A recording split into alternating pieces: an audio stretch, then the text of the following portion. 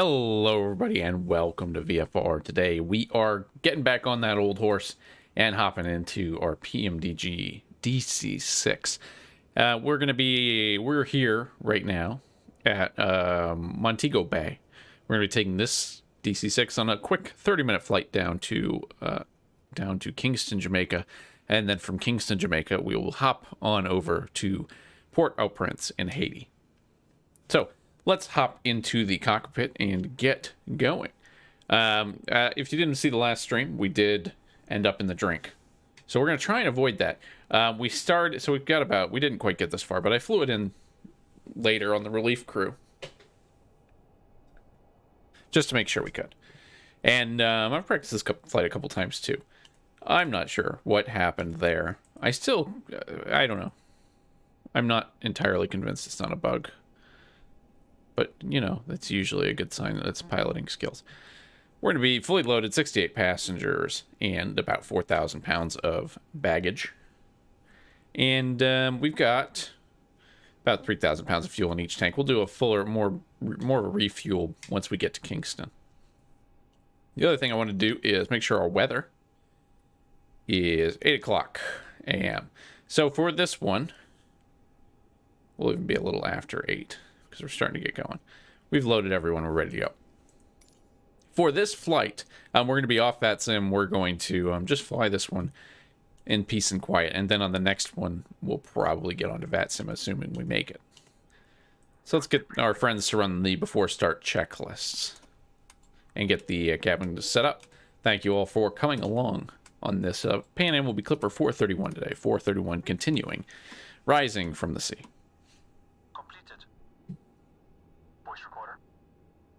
Now, I had hoped to have GSX up and running, see what we could do with that. That hasn't happened yet. We're still downloading, and man, let me tell you. I'm very excited for GSX. I think it'll be good.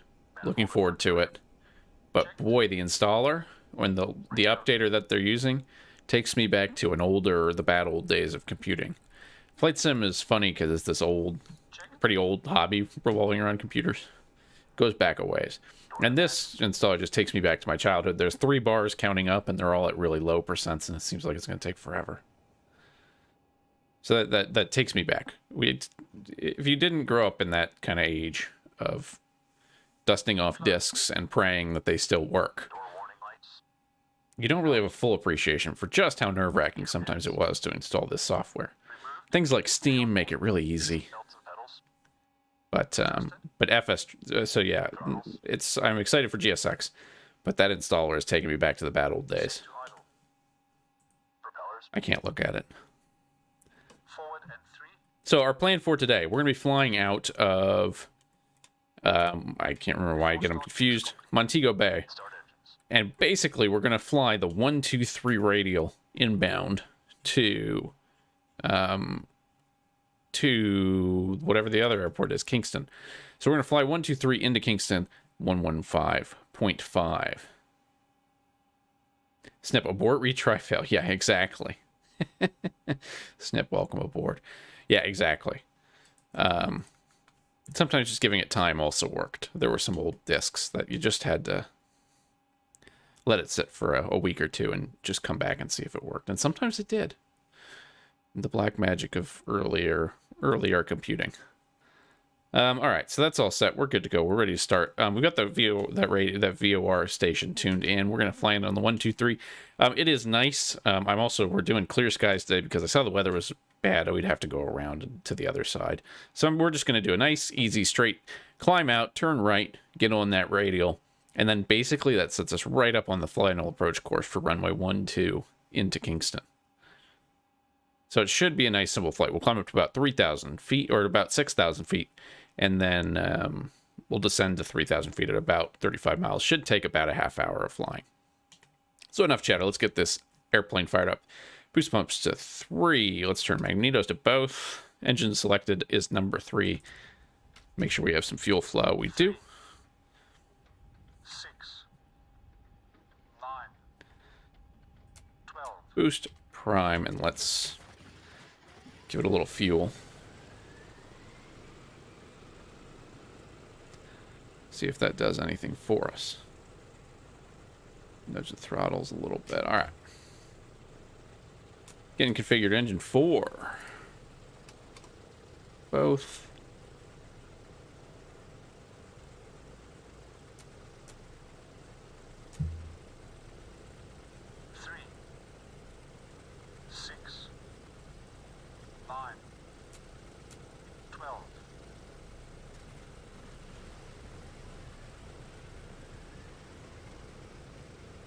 Come on, come on.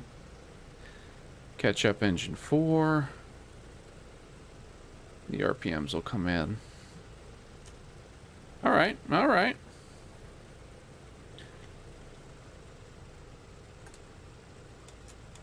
Engine 2, and let's go over to plane battery. Let them get out of the way. 3, 6, 9, 12.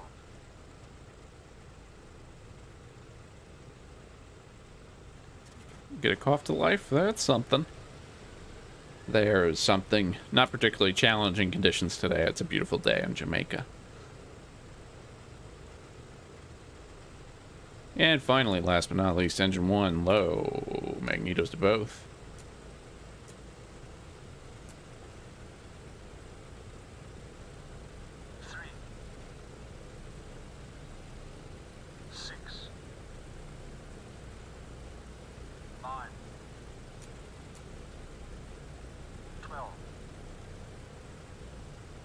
Little fuel.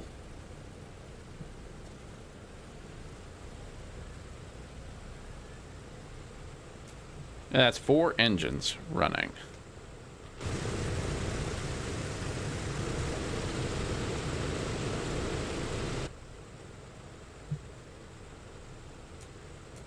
We can get rid of the GPU.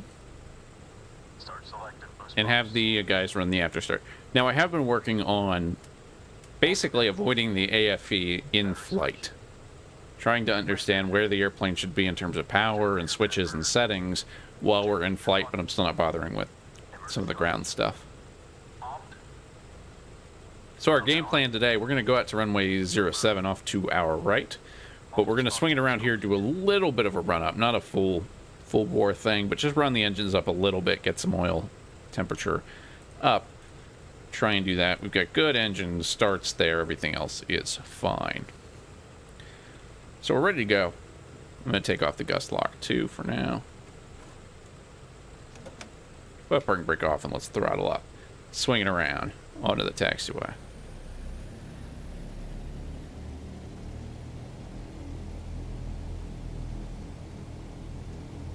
So thank you all for coming along, just joining us. We are heading from Montego Bay, where, well, the plane they sent in after Pan Am 431 from last time, when that one came in, got our passengers here, and we're picking up from that point. Just gonna swing it around, not too busy. Gonna throw the brakes on and just kind of set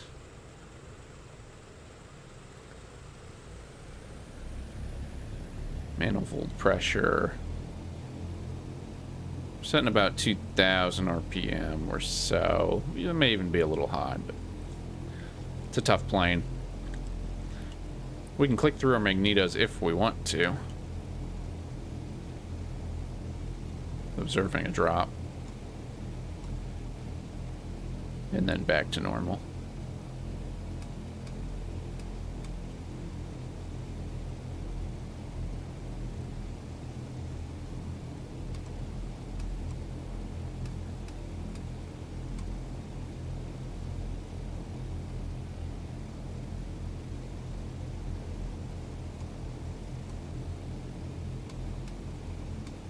And hopefully this will help us avoid anything like lining up on the runway and finding one of our engines is out.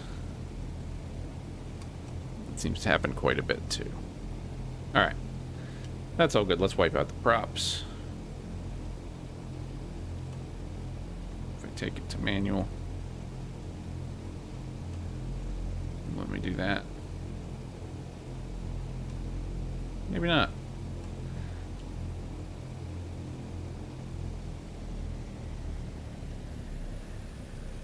That's good enough. We got a little bit of heat, some carburetor temperature. Let's get some carb air real quick. Just a skosh. And then we'll open it up a little bit once we get into flight. All right, let's taxi on out to runway 07 and get set up. So we'll run before takeoff. Boost pumps. And we'll let the guys drink their coffee until we get to landing. Return crossfeed. Again, not a long flight. This is a good practice flight if you're looking for something to just get up and go do. Autopilot and carb heat. Not worrying too much about, you know, things like navigation. It's one VOR, not a high climb. Down, forward, pressure and quantity checked. Okay. Flaps 20.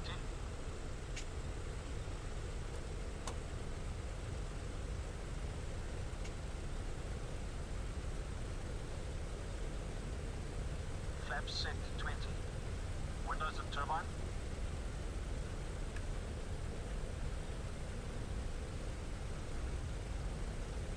Closed and on.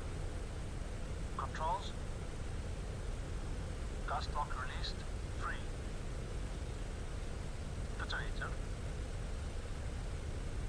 On. Mixture and cowl flaps. Reach unlocked. Set. Transponder. On. Landing lights.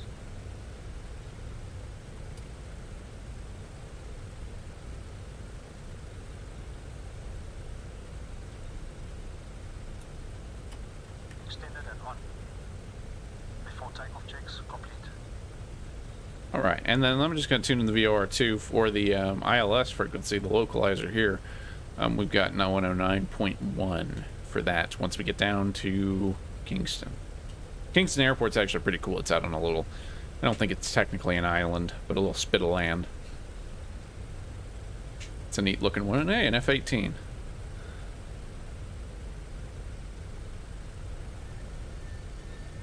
Definitely belongs here.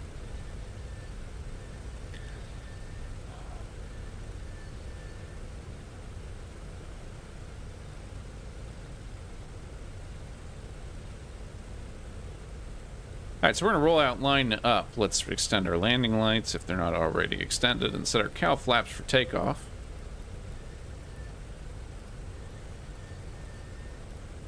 Cowl flaps 3 degrees set. Let's get roughly on the center line. Alright. Ready to go. We've got engine gauges pointing in the roughly in the correct direction. Our game plan, we do have terrain off to our right, so we're going to just climb out straight runway heading until we're feeling pretty comfortable in our ability to climb further, at which point we will turn right to intercept the radial inbound to Kingston. Again, very simple flight. So we're going to bring power up, set 30 inches manifold pressure.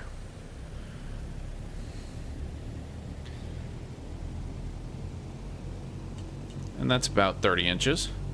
Water injection will need to be on today. We're about 92,000 pounds. 30 inches stabilized. We're going to bring it up to about 59, or as close to 59.5 as you dare.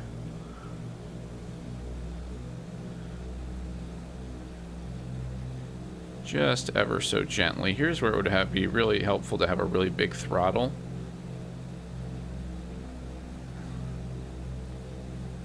Alright, that's takeoff power set. We're rolling. About 100 knots, we're going to rotate ever so gently and coast off the runway.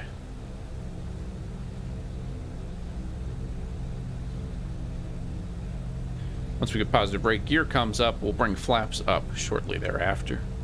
And then we'll bring the power back to about 49, 48, 49 VTOL power. That's 80 knots. There's 100 knots. Just starting to pull back on the stick a little bit. And if we're doing it right, it should want to fly at this point.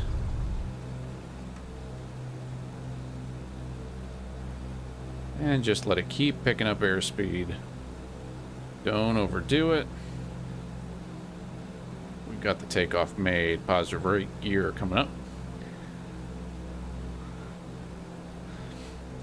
I do wish that gear, it's a weird one, but I wish that gear sound was louder in my ear so I could actually hear. I always have to look over when it's safe. Make sure the lights went out.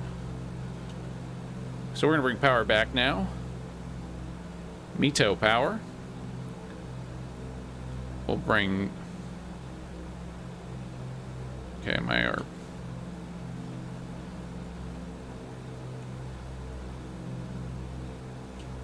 RPM control isn't listening to me. But that's alright, we'll keep climbing on out. The main goal of bringing flaps up.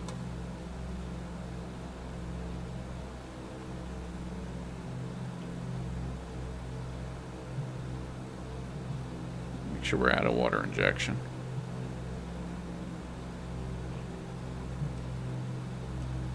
Now, I'm not sure what's up with my props. They're not really responding to me. Which will be a problem as we climb on out. Alright, but we've got good speed. Climbing at a decent rate. We do have terrain off to our right, so we'll just keep climbing until we're comfortable there.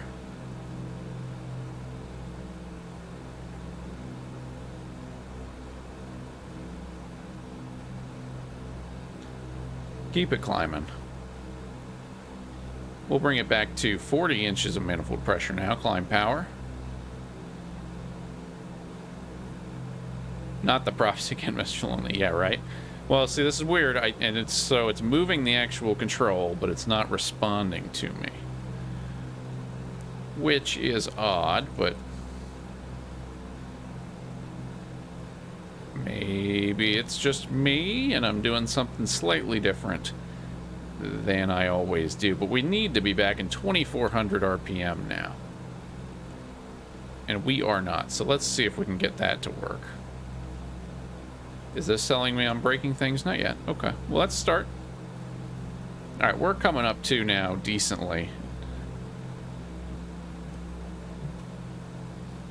Yeah, my prop lever's not doing anything. I'm going to tell them to abort, make sure they're not holding on to something.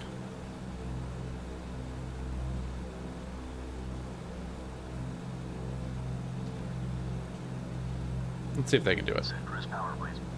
Setting cruise power. It's getting a little high angle of attack here too, so let's just make sure we're setting... Make sure we're not losing all our airspeed. It is easy to get a little nose up in this airplane. Well, that's weird, because that's not cruise power either. Alright. Aborting. Abort, give me my control of my throttles, please. At least 40. It's interesting.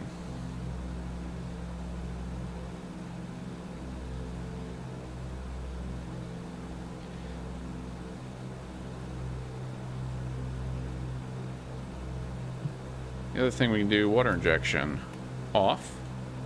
We're not feathered, so that's good. No props are feathered. We are still climbing out, but we don't have the right power setting because of the props.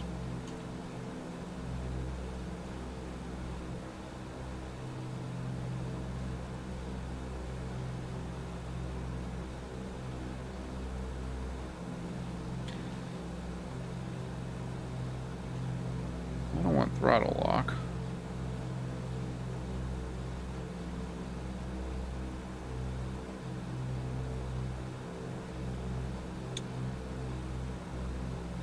Okay. This is all very interesting.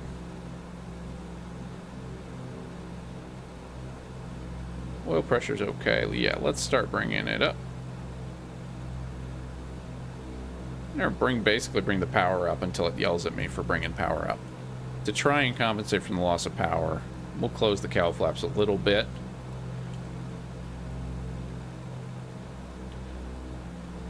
And let's get the gyropilot in so I can work on the problem at hand. And we're aiming for 6,000 feet here today. Let's see. Let's get some documentation up, shall we?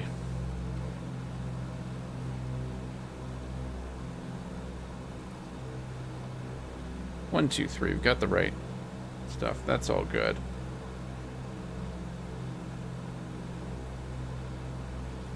Let's see.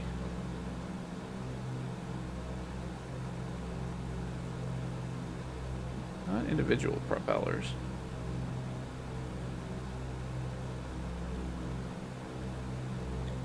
My main fear is that it's a control somewhere that's being overwritten invisibly.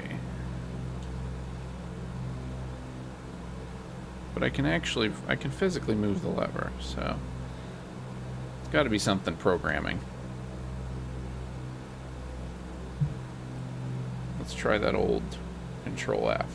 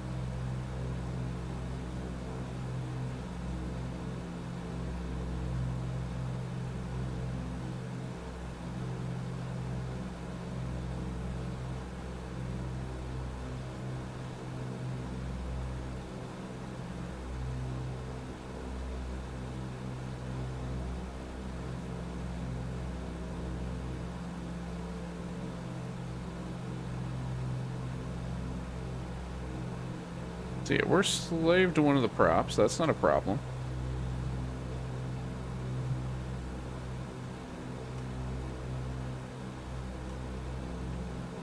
We're at 5,000 feet now.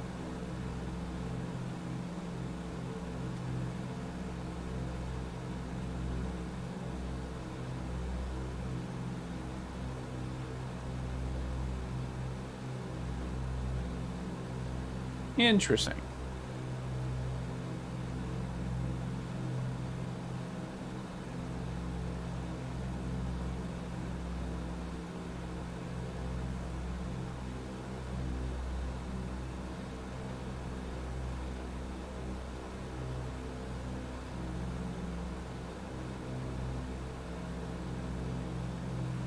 So, I'm doing a little Googling, and it seems as though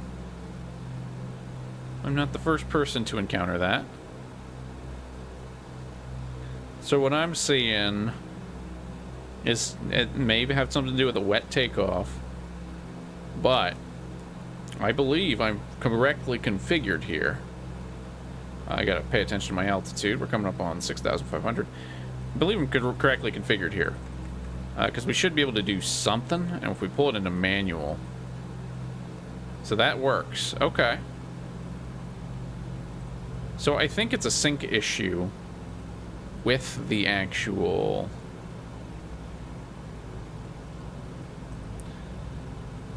I think it's a bug. Unless... No, I think it's a bug. But anyway, we're coming up on 6,000 feet anyway, so climb power, while a nice idea, is no longer really necessary. It's time for us to start thinking about coming down.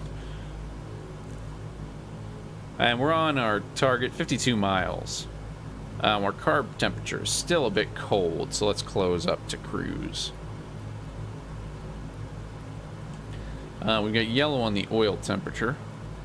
Hot or cold? Well, it looks okay.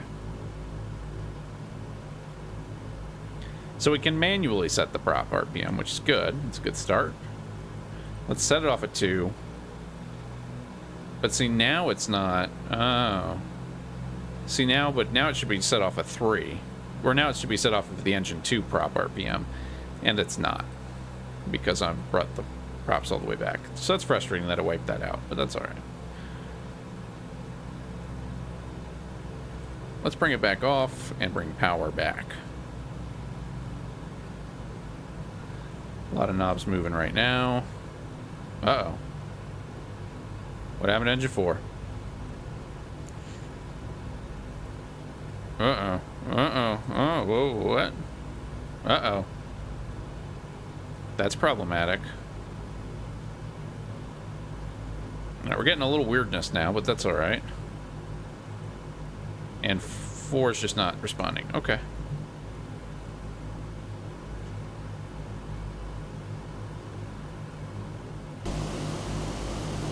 Well, it's still spinning, but these two are feathered. Why? Unfeather those, please. It's like herding cats. Herding cats on the flight deck today.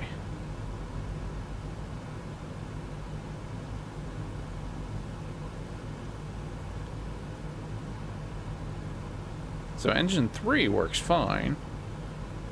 But now we've lost engine 4.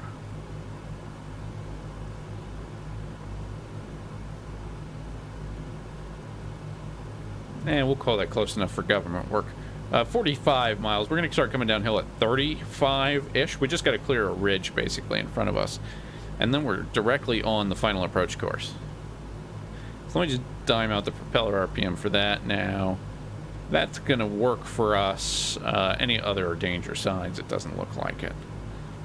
Just cold carbs. Oh, we shouldn't be iced, though. What's our outside air temperature? Right around 40 Fahrenheit.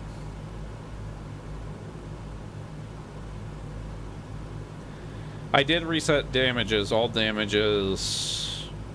So I reset damage after the last stream, and then there's one other malfunction going into Kingston. So I've done this flight once with this airplane before, after doing maintenance.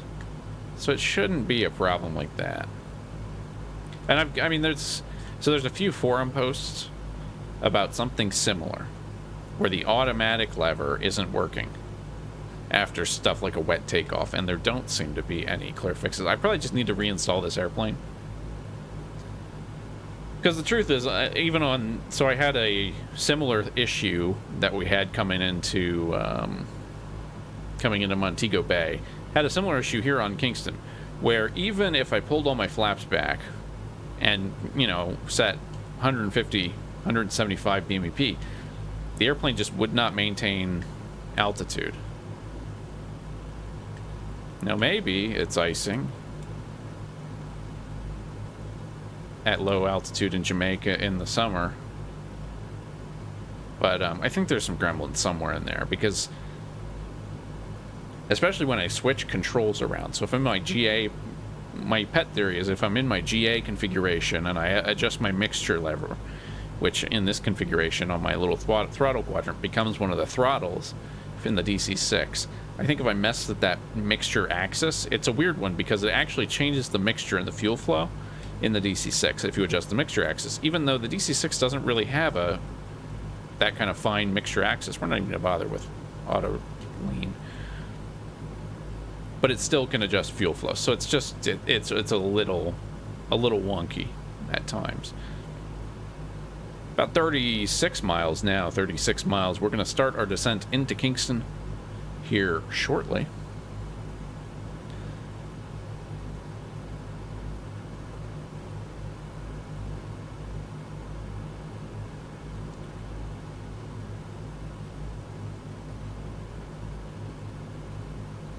And we're going to come back to about 26 inches of manifold pressure, even though I don't have a very much airspeed for really where I should be. My flaps are up. Yeah, okay.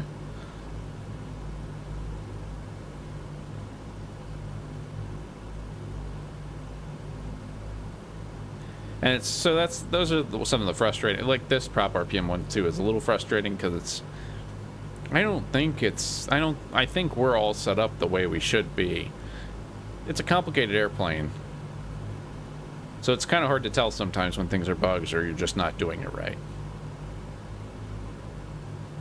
But in this case, I think that prop RPM lever just isn't working as designed.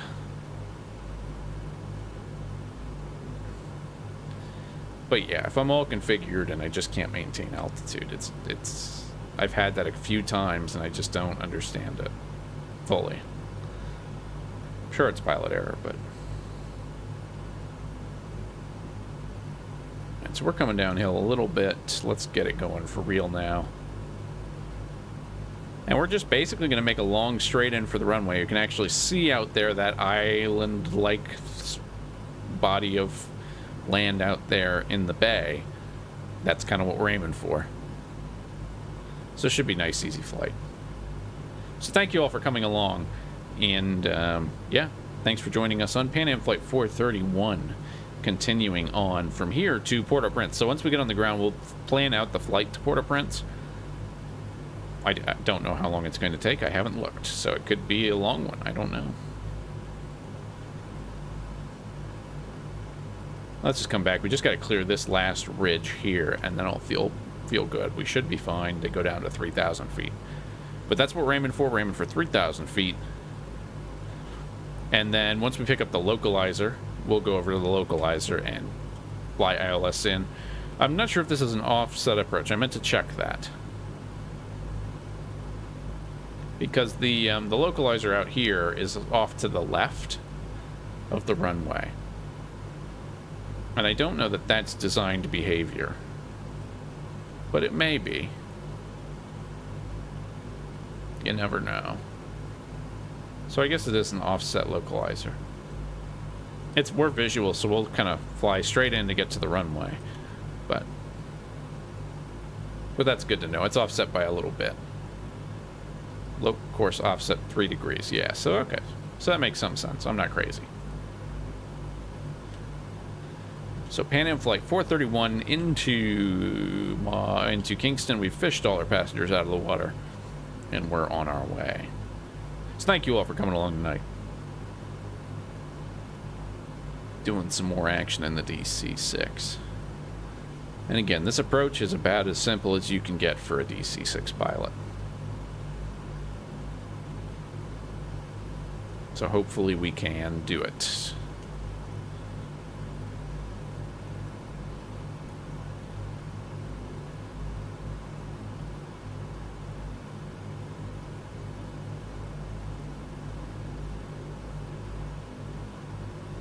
Yeah, me neither, Mr. Lonely. Once, and I guess I'm more familiar with it too.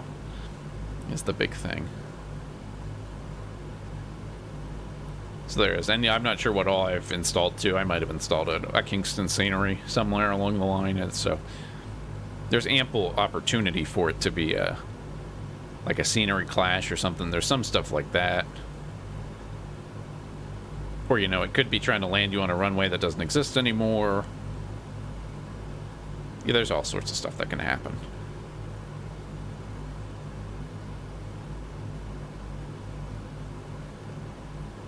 And see, James, I missed yours, but the green lights in the overhead, that's the auto feather. So we can actually turn auto feathering off.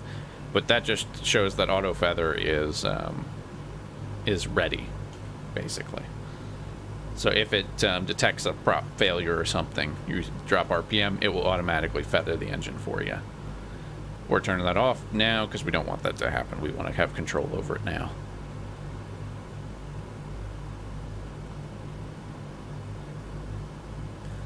And that's going to be 3,000 feet, right about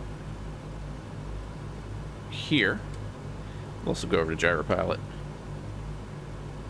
and start thinking about getting configured. So we are here. We'll set about 100 BMEP or so. Maintain altitude. We're going to go basically flaps 20 once the speed comes down a little bit. We're good to deploy gear and flaps 30 below 174. And that's 190 now. So just letting that come down. We should get the localizer here in a second too.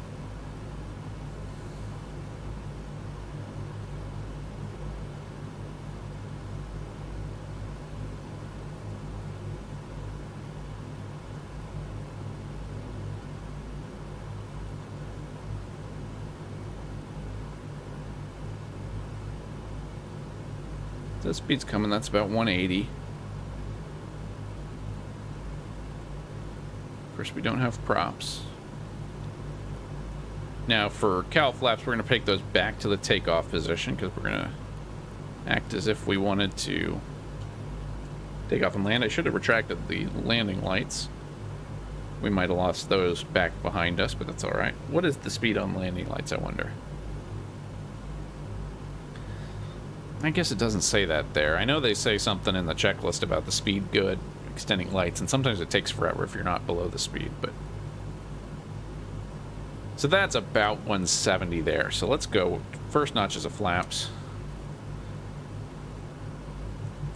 Get some drag on this airplane. We're on a 13-mile final now. We've got the runway in sight down there.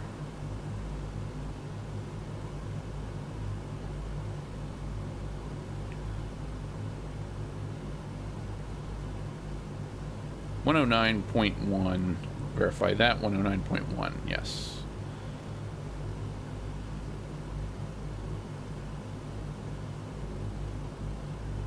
So we're now about good on power. I'll bring it back up a little bit.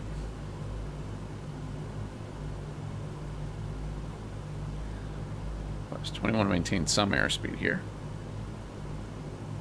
And now I think we should have been picking this up by now. And if we don't see anything by 10 miles, we'll start descending down gently to 2,800. We're about 3,000 now. So our next one would be at about 6 nautical miles. We want to be at 2,000 feet.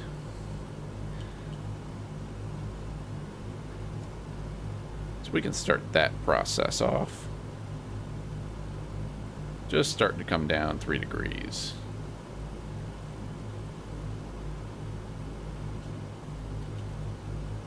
We've got the runway, so let's bring gear out.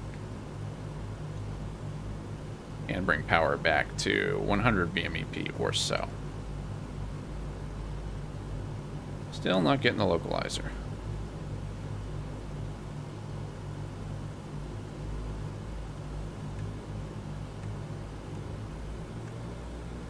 Yeah, you see what it did with engine 4 there? That's not really something that I would like it to do. But that's fine. Coming downhill now. Still no localizer.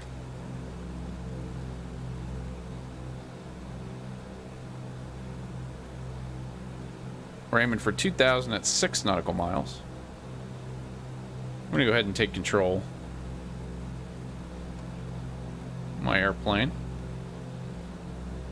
And we're actually, we're actually on the offset course now.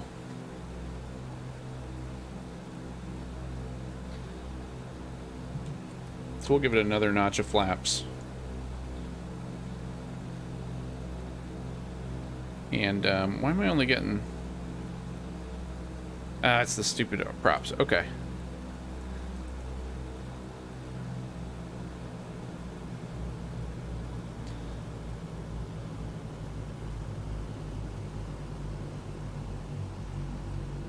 This is imperfect under combat conditions.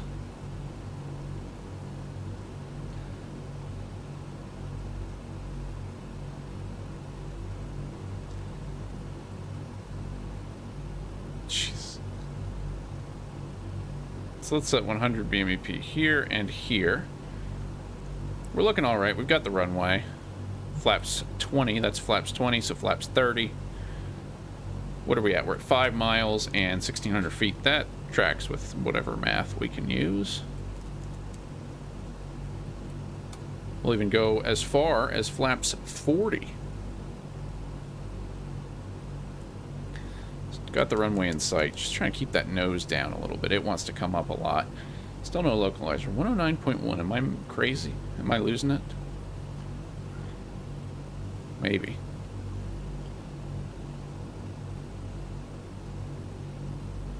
Eminently possible. That's flaps 40. Let's give it the last notch here. Flaps 50. We're high according to the pappies. But we've got enough speed. I'd rather land a little fast than a little slow at this point, given what happened last time.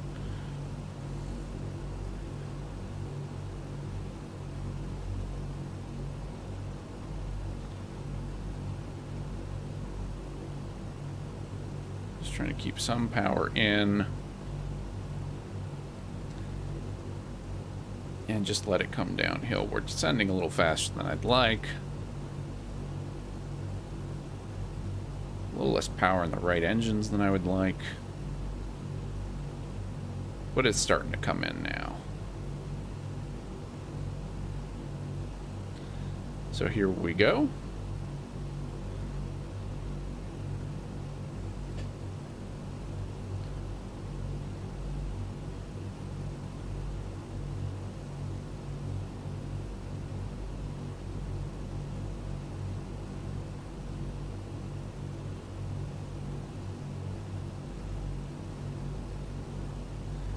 That's the threshold.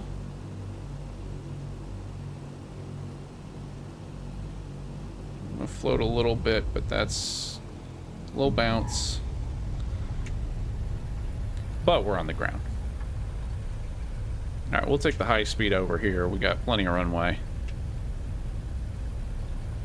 Let's see if we got our first or second landing. Oh, I guess I won't get it.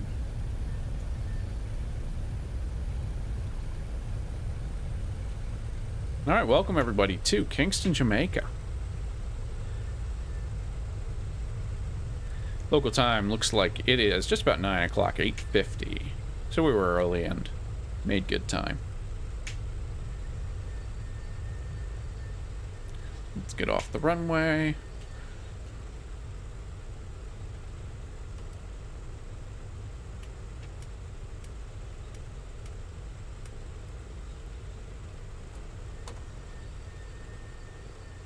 After landing checks complete. Thank you.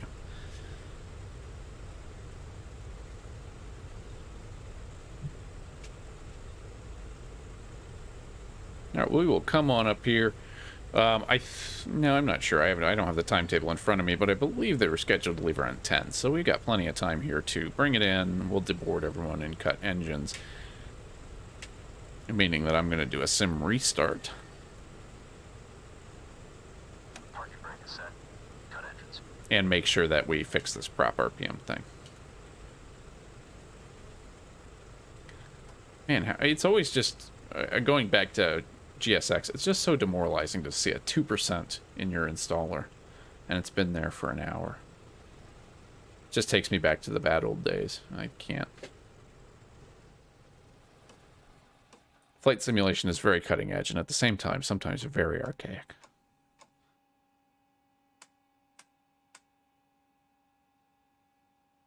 All right, that's all good there. I'm gonna set up some stuff, and yeah, we will be right back. Parking checks complete. Airplane secured.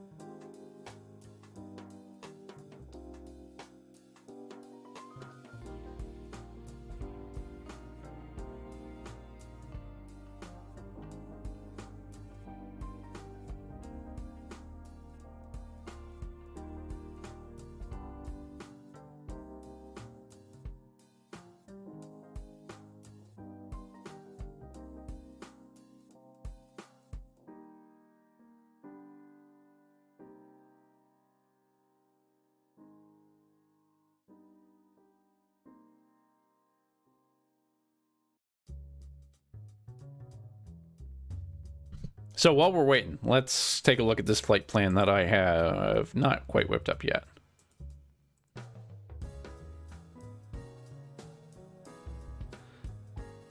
Getting Sky Vector here.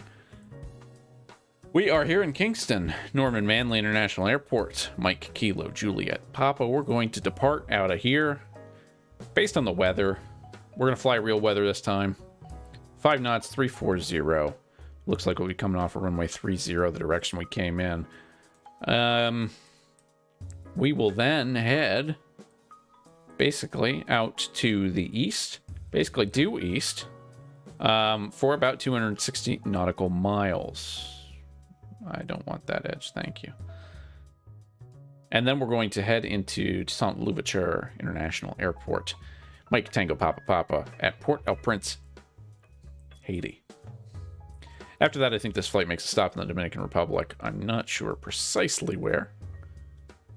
And then on to San Juan, Puerto Rico.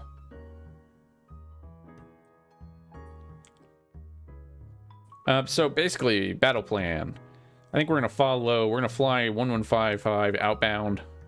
This should be pretty simple the whole way. We'll take that as far as it goes, and then we'll pick up, we'll pick out the Port-au-Prince VOR 115.3 into Mike Tango Papa Papa. Let's see. Mike Tango Papa Papa. We got low IFR, 6 knots, varying 270 to 330. So it's not terrible. We're still probably going, and we'll have a tailwind, but it's also going the opposite direction we'd like to land. Let's get set up at Kingston Airport. And we'll say it's about 9:30, 9:45. And back to live weather.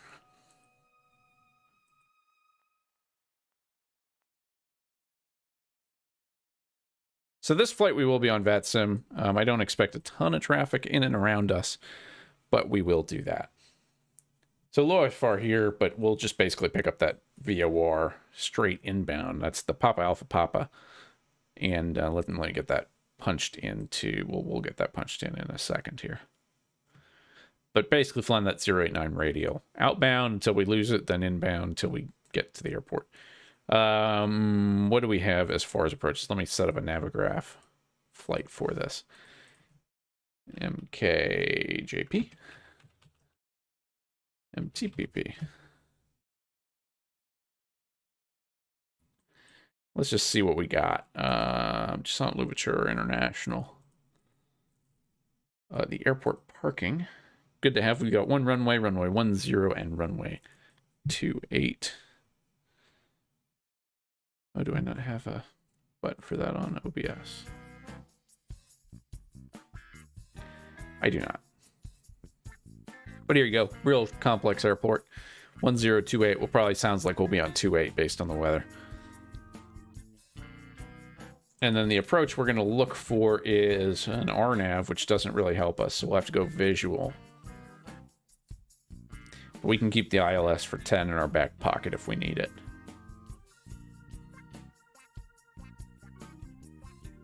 That's an option. All right. Back at it.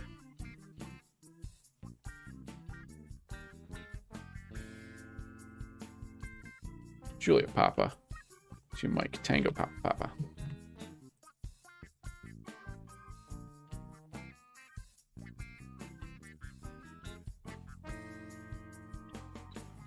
A little closer than we left it, but that's all right. All right, and I think we'll take a little bit of fuel here. We'll even take some in the aux tanks, maybe 1,000 pounds in the aux tanks. I even want to split it. Let's do 1,500 in the aux tanks.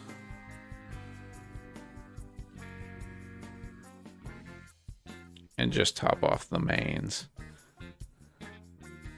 What did I say? 48, and we did 68 last time. Let's say some people got off in Jamaica. So 10 people got off.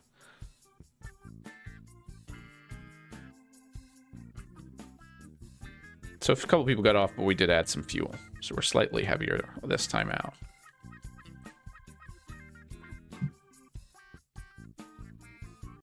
All right. 4-star checklist, gentlemen.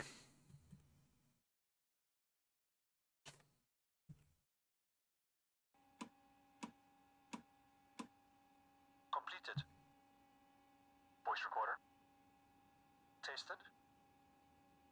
Oil coolers and cow flaps. Auto and position. Fuel and fluids. Checked. Pressurization. Set. Manifold and duct pressure. Checked. Radios. Good time for us to get our frequencies in. Checked. We need 115.5. Doors and hatches. And creatively, 115.3. And 089 radial. Let's go to 9 and then back it off 1 notch. Closed. Door warning lights. Out. Gear pins. Removed. 3 on board. Seat belts and pedals. Adjusted. Throttles. Set to idle. Propellers. Forward and 3.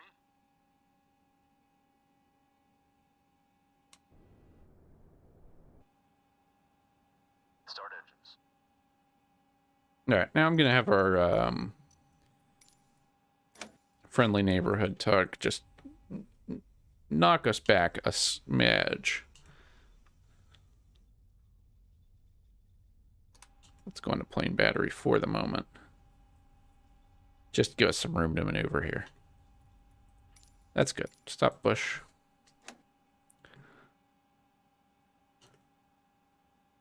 We can go back to ground power. All right. Getting set up. Let's run through this. Engine 3 is in low. Selector is on 3. Boost pumps low. Magnetos to both. Let's fire it up. We have fuel flow. 3. 6. Can hear it going. 9. 12. But I'm talking and not paying attention too, so that's not helping me.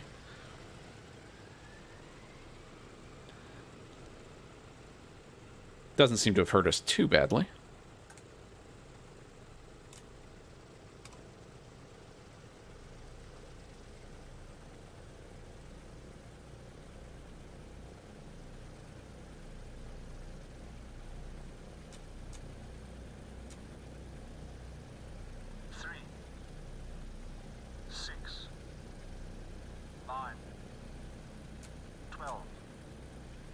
Boost, prime, and mixture.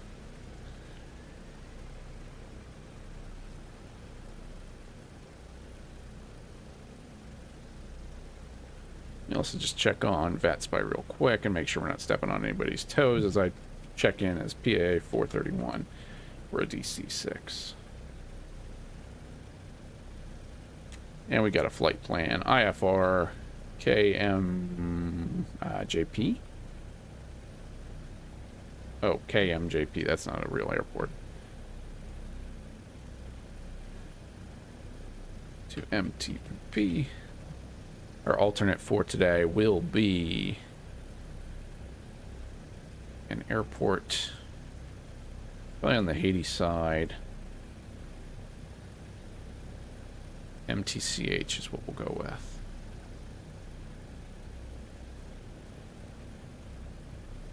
Our departure time is going to be in about... Oh, time changed. So I'm lying in the thing. It's now 00 Zulu. 2300 Zulu is what we want. Okay. Departure time will be 0010, we'll call it. We're about ready to go. Time en route should be about an hour and 10 minutes. Cruise speed of 100 and 250 knots is safe. And we'll cruise at a kind of low 14,000 a day. We're not going super high or super far. And I'm just going to file direct. MSS, we're in a DC-6. So filed flight plan, we are now on the VATSIM network. Alright, so that's, where'd we get to? 2 engines? Before I got distracted. Engine 2, both. 3. 6. 9. 12.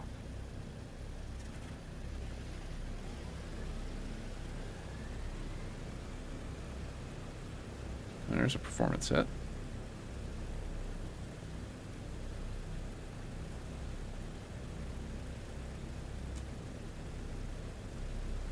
Alright, that's 3 starts. One more. And we can go fly him.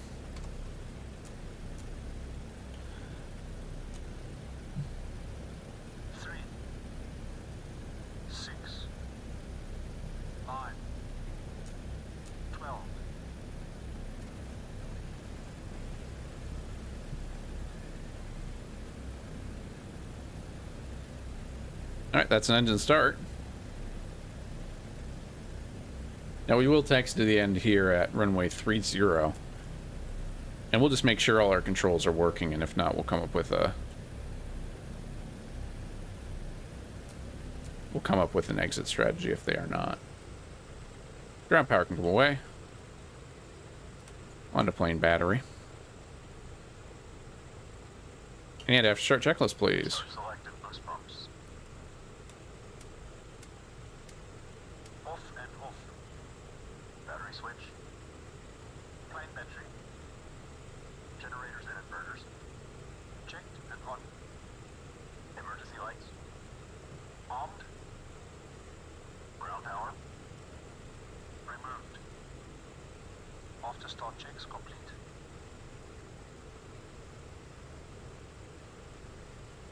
Alright, we're ready to rock. We're going to taxi out to the right. Let me get the chart up, and we will figure out exactly how. JP, we're going to be going from parking. So if we take a look at our...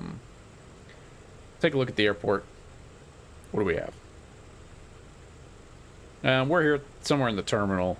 We want to go to runway 30, so we're going to come out via, looks like Alpha, Echo, runway 30. There's a little turnaround area that we will use for that purpose.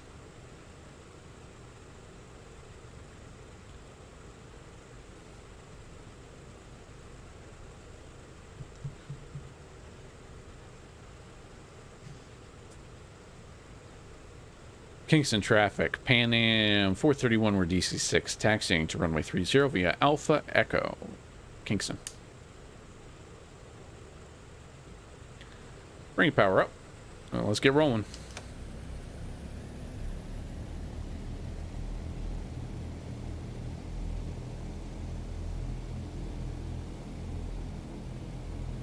So yeah, we're going to come out and come, whoop, a little far, basically to the left.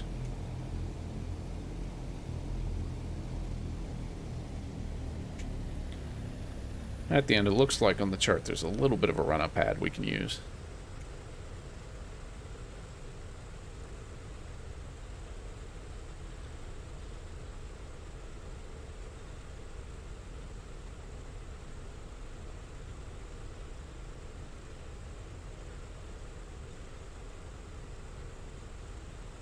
Let's roll in, turn into the wind, put on a parking brake, and run the engines up real quick. I just want to see if we can get the...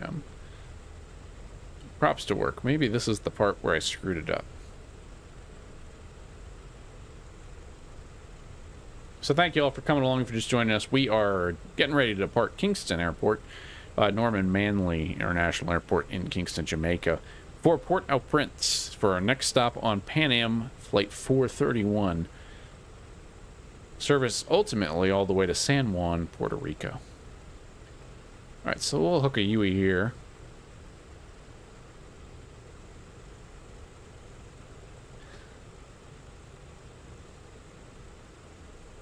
And see what we can do. Boost pumps. Boost pumps on low. Fuel selector and crossfeed. Main tanks and crossfeed off. Autopilot and carb heat. Off and cold. Hydraulic system. Down, forward, pressure and quantity checked. Okay. Flaps 20.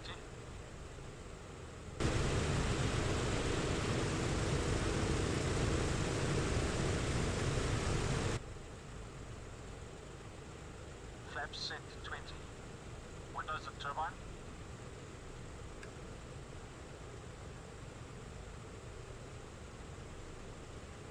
closed and on. Controls. Gust lock released. Free. Pitot. On. Mixture and cowl flaps. Reach unlocked. Set. Transponder. On. Landing lights.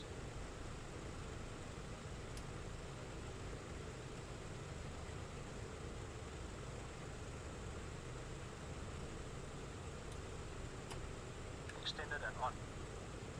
Before takeoff checks complete.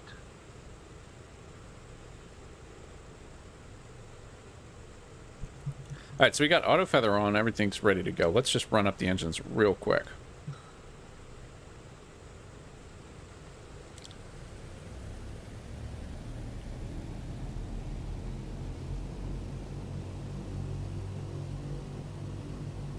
See, now I'm getting control over my propellers. Isn't that a wild notion? All right. That'll work for me. Let's take it off. So we're going to taxi out to runway 30 here. We're going to be flying, and then, yeah, so let's game plan a little bit here. What are we doing? So we're going to do that. We're going to fly out off of 30. At which point we're going to turn left out to sea, climb, continue to climb up to 14,000, and then we'll pick up the radial heading out once we've kind of made that left-hand turn. Once we're going, but we'll climb runway heading for a bit, then make the turn, and then go usual deal. We're going to go flaps. We're going to go full power, 30 inches, stabilize, cowl flaps to the takeoff position, and then wet takeoff today, so water injection should be on. We are at 96,000 pounds. Let's take the runway. Kingston traffic, Pan Am DC-6 taking runway 30. We're going to backtrack a little bit. And then takeoff departing out to the east. Kingston.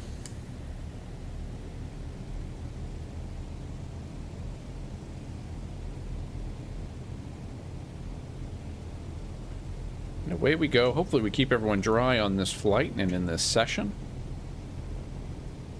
We got a little turnaround area here. Let's see, did I pick the right number? I did pick the right number. That's a 30. That's pretty good. Off to a good start. There, Jamaica, a pretty hilly place, as it turns out.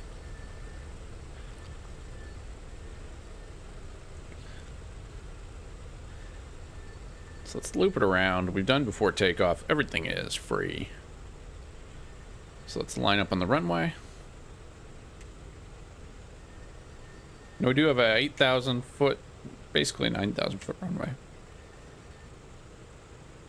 So no great rush to pull the airplane off. Let's get going. Cowl flaps to takeoff position.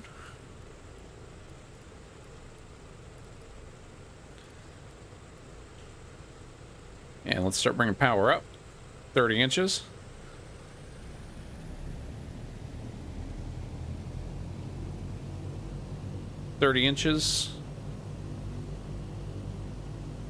Stabilize slightly higher RPM on prop 1, but everything's mostly pointing the right direction, so that's a good start.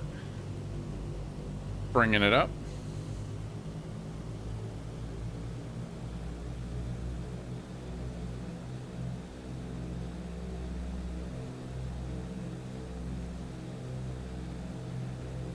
Full power set.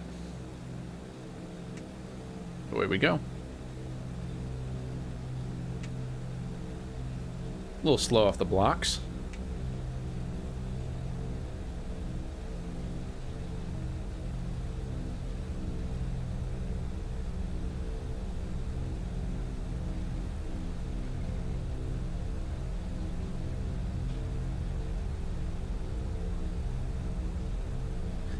There's 80 knots.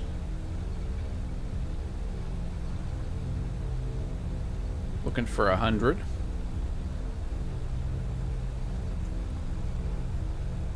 100 knots. Let's entertain the notion of flying. Just pulling back on the path on the yoke. We've got a bit of a crosswind blowing us off, but don't fight it too much. Let's just focus on gaining airspeed and altitude.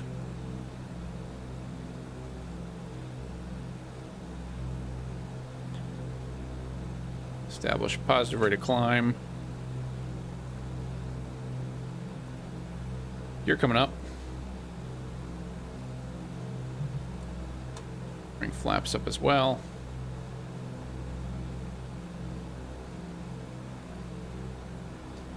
Just getting blown all over here. Mito power.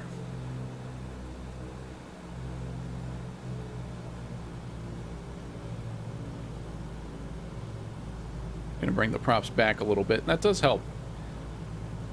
It does help quite a bit. Starting that left-hand turn out to sea.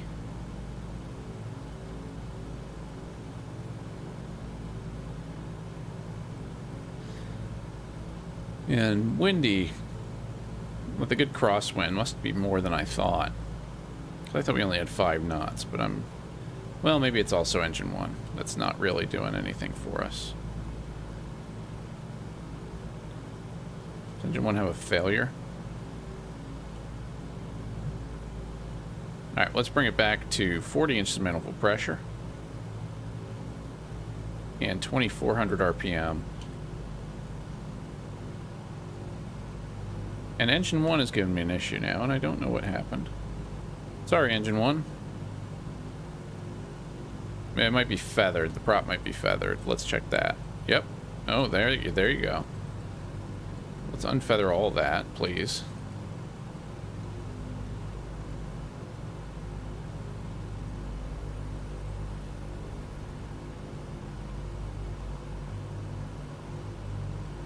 All right. Engine 1 has way too high oil pressure. Or way too low oil pressure. Well, we busted engine 1, I hate to say. Don't know exactly how, but we did.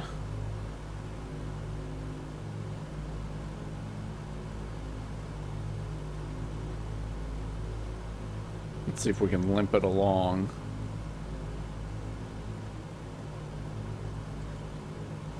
And now it's throwing oil temperature problems too. So let's throttle back a bit. If we're going to lose engine 1, we may have to go back to the field. So we're climbing up 2,000 feet. Let's go ahead and stabilize there while we troubleshoot. Oil temperature's way out.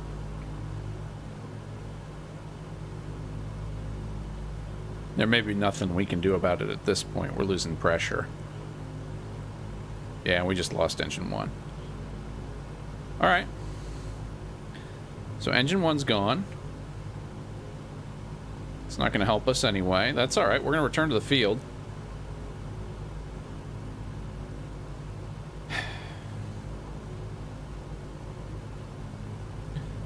Now we can go ahead and feather that prop. We should also bring the mixture. We should cut fuel to that prop and mixture to that prop.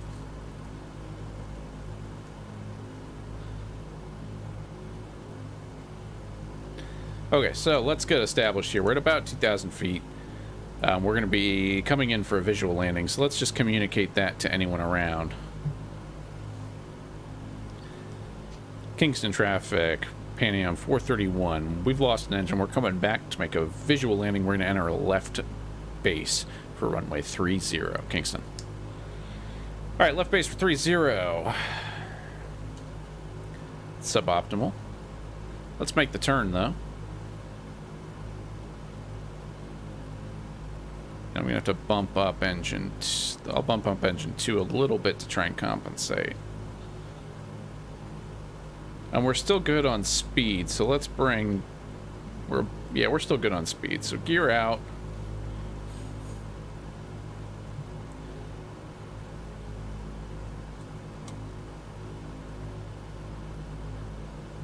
I might second guess that gear choice. Let's set approach flaps. Locate the airport. Should be over there.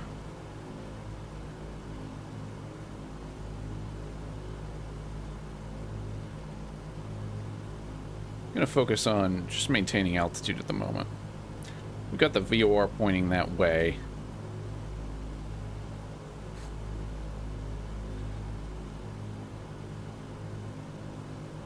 And we can really set up for 30 if we want to. Alright, so we can go ahead and descend to 1,000 feet now. And let's set 100 BMEP, maybe a little more on my other engines. So engine 1 is gone.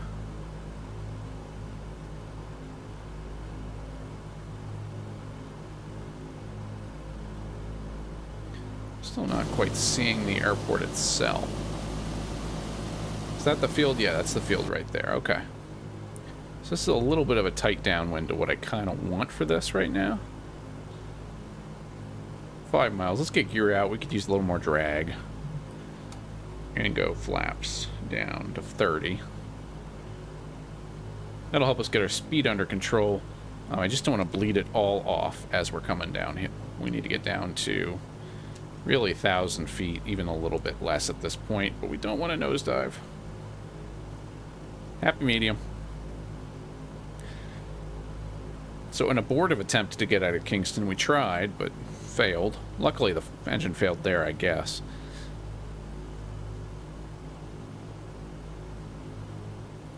I wonder what caused that one.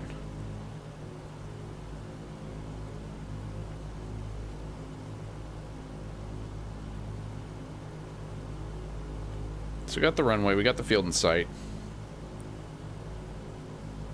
Kingston traffic, Pan Am 431, turning final to land, runway 30, Kingston. And let's keep that coming down. I don't know that we're going to go, well, I don't know that we're going to go full flaps. We're at 1,200 feet now, 3 mile final. We're just going to try and put the airplane down. Lost engine 1 here on departure out of Kingston. Thankfully, we weren't far from the field, and we're coming back to the field. I'm just going to pull off to the side. They'll do a little pit crew. They were ready for this, as it turns out. So they'll swap that new engine in there real quick, and we'll get on our way. Assuming we get that far. So going flaps 30 here. Just trying to maintain altitude. Trying to maintain a decent descent rate. And not get too far behind the power curve. We are losing airspeed, which is suboptimal.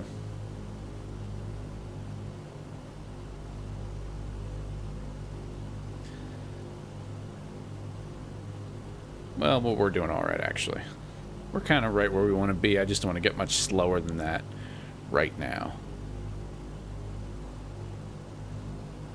We're right where we want to be. I just don't want to be too much slower than that right now. We do have that wind blowing us off to the left. I thought this was just 5 knots. This feels like more than 5 knots.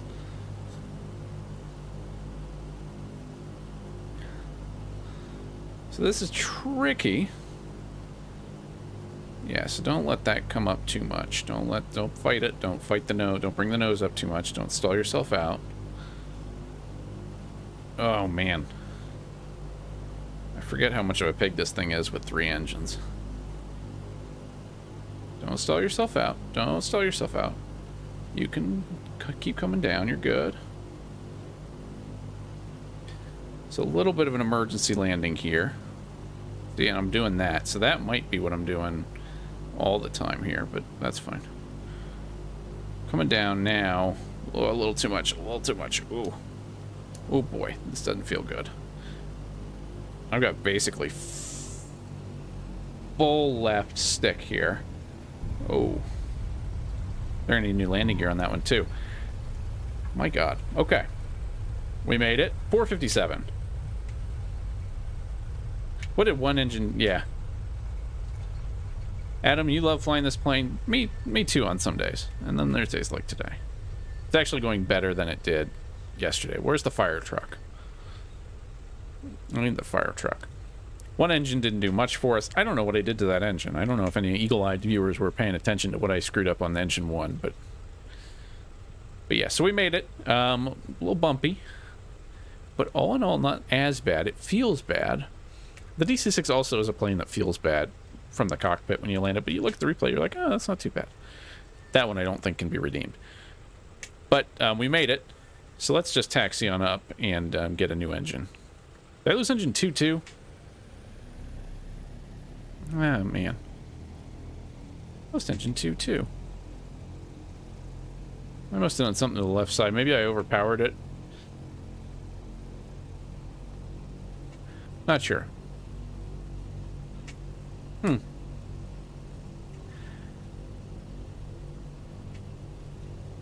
Might have overpowered it. Alright, let's get some, let's make the fix.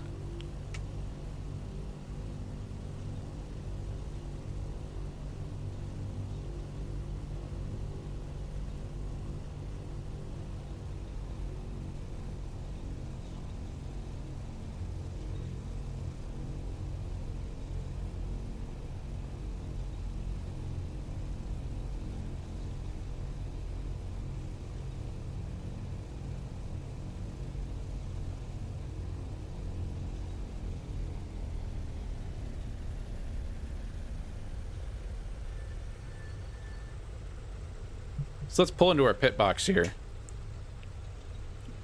Luckily, the Pan Am ground crew was prepared for this eventuality. They heard I was flying in. They've got them on carts ready to go. I think engine 2 came out after we went down, but I'm not sure. We brought it down. I'm not going to pretend like we know what we're doing. All right.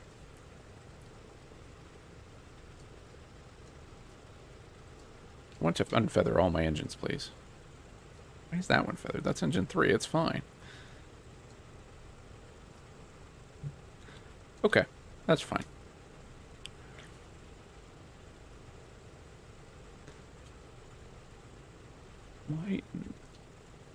Why in the world is engine 4 feathered? I don't understand this sometimes. Get rid of... I'm turning off automatic feathering for now. Because you just took out engine 4, too. Okay. So, battle report. What do we have? Captain, we have engines... We have no fuel to engine 1. Oh, because I cut off fuel, like a good pilot.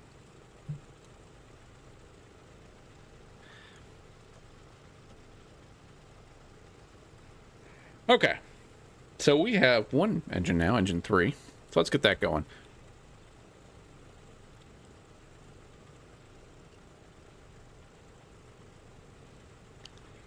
Yeah, I bet that's what happened there, especially on those last two engines. I think engine 2 saw, yeah, I pulled the power on engine 1 way back, and then it starts feathering. So what I should have done is turned it off. All right, let's start engine 4.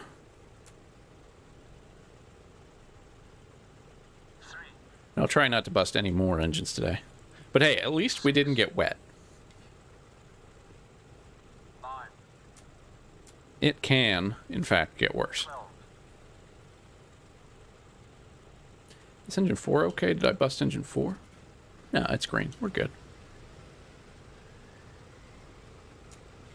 This is not a very profitable route for the Pan American Company right now.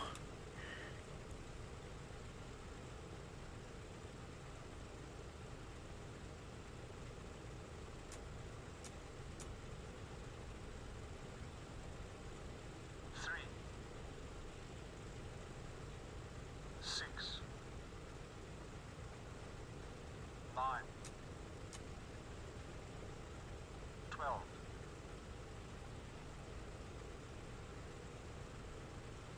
13,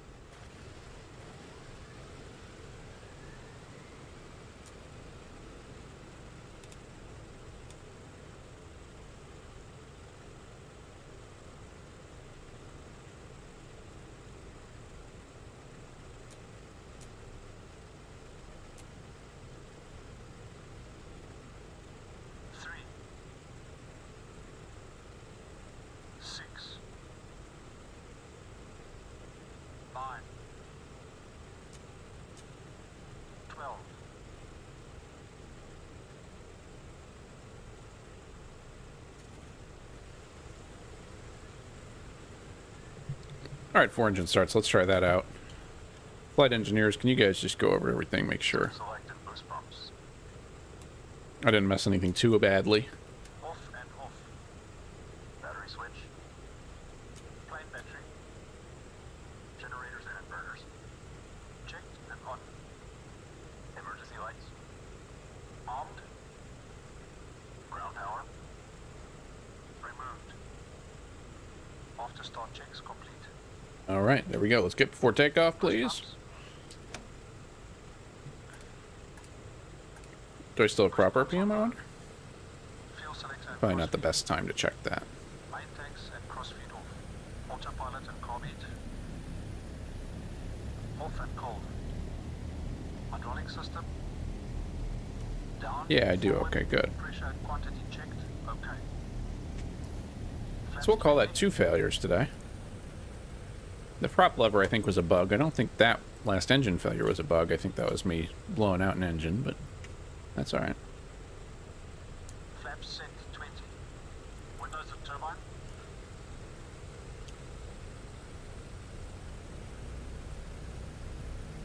Closed and on. Controls. Kingston traffic, Pan Am 431, DC-6. We're going to try it again off of runway 30. We're taking 30, backtracking, and we will take off, departing out to the east, Kingston. Check flaps. Bridge unlocked. C. One eyeball check. On. Landing lights.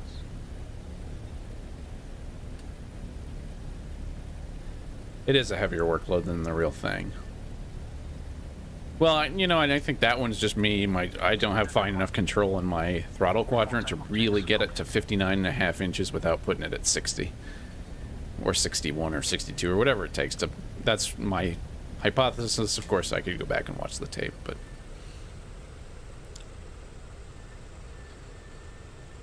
Alright, let's try it again. Lessons learned, huh? Pan Am didn't need all that money anyway. So, we are here. We need cow flaps. Take off.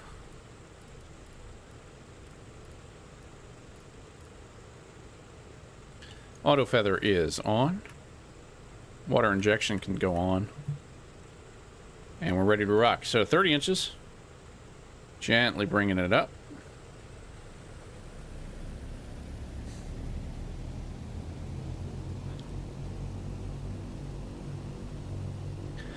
"30 inches stabilized. Brakes would help. Cow flaps are set.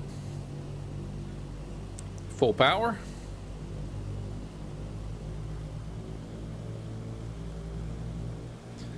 And I'm going to undershoot, if anything, on this one.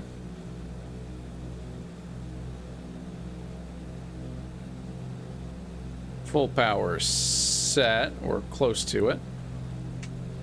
I get up my maintenance too, just make sure I'm not overboosting anything too terribly. Alright, we're rolling. Airspeed's alive.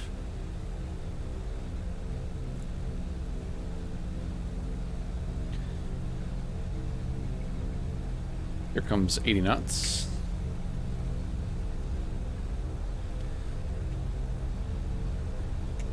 We still got 4 engines pointing in the right direction. 100 knots, let's entertain the notion of flying. I'm going to let it come back to the left a little, or the right a little bit, because we got pushed pretty hard to the left on our takeoff and departure.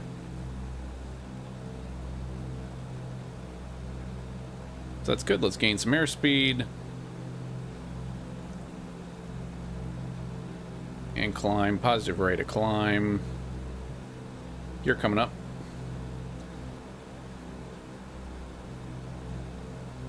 METO power. Trying to set METO power.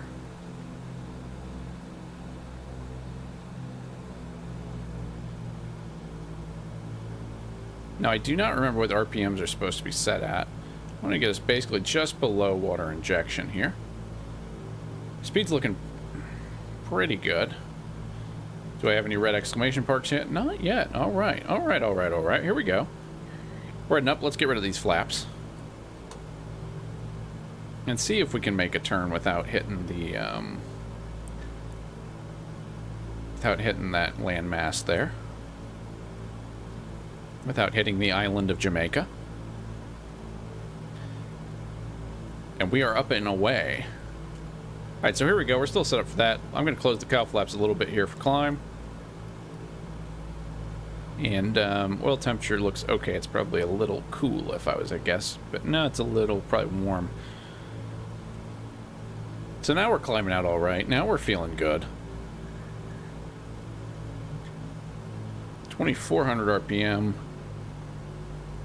And let's set climb power of 40 inches of manifold pressure. There it is. Yeah, Adam, it must be a strong crosswind. That was actually better than it was. The METAR, well, let me refresh the METAR. Yeah, I mean, the METAR says it's a 7-knot wind at 350. We took off at 300. That's not, I mean, that's like a 5-knot crosswind. It's not that crazy. So I don't, but it may be different in sim. I don't know. It's something, it was, yeah, I wouldn't expect the DC-6 to really struggle with. All right, we're going to set this for 089. So let's go to 90 and then back it off one. Well, we're looking pretty good actually right here. Speed's good. And then, yeah, it's just finicky because sometimes coming off the runway, you feel great. You feel like you got lots of power. And sometimes you're like, where is it? What did I do wrong? 2,400 RPM. Everything is... Carburetors are getting a little cold, in fact. That's for cylinder head temperature. I want to adjust the levers when I get a chance. And we want to be going... Oh, we want to be going from is the thing. So let's not take that too literally. Let's get set up for on a gyro pilot. A gyromatic pilot. Get the gyro pilot climbing us out a little bit. And then I can mess around with some of the other fun things. Let's see, what is carburetor temperature telling me now? Carb air, we're a little bit in the yellow, so let's bring it up a little bit.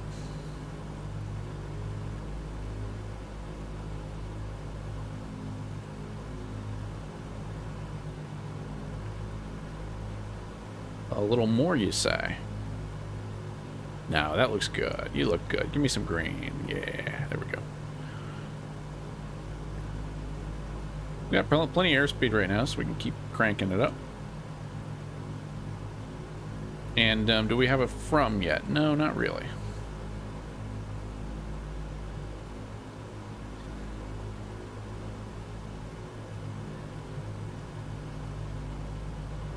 So we're going to basically fly due east. Kingston traffic, the Pan Am DC-6 has departed. We are heading out to the east. Last call, Kingston.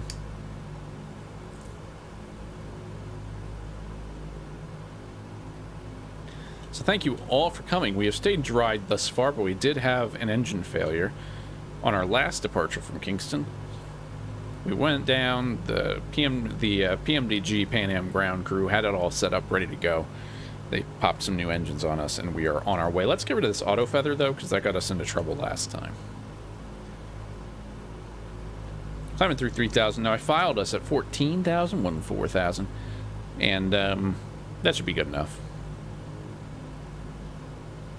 It's not a super long flight. And here comes our 2 flags, so we're going the right direction now.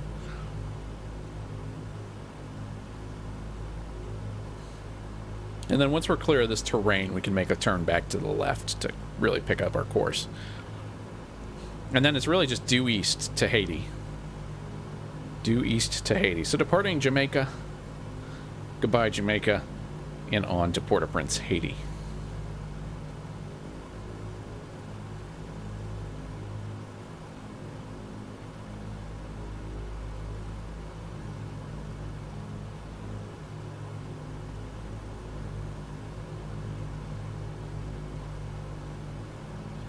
We can even do a little bit better, and let's give ourselves a little bit more power.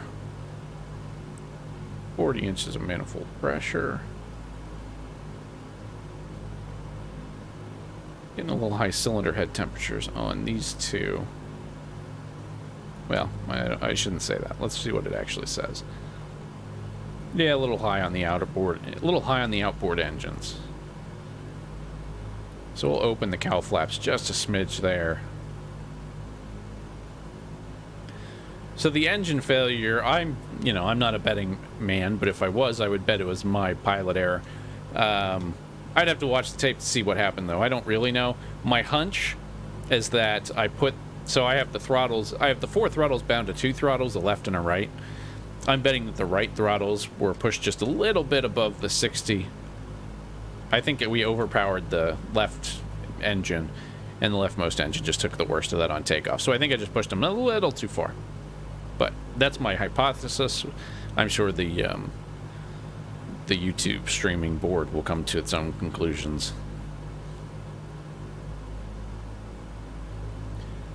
That's my guess. Or maybe leaving it in that power setting for too long on departure. I don't know. Other than that, it was normal. It wasn't a high time engine. It had like 2.5 hours on it. So I really don't know. I must have screwed something up.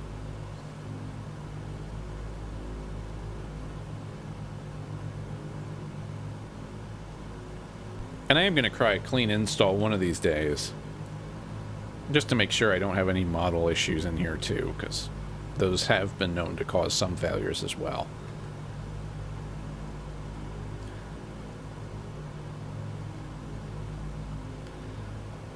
So this is actually looking pretty well set up for us. We have taken off and we're not actively turning, so let's turn the seatbelt lights and no smoking lights off. You are free to smoke and get up and move around the cabin.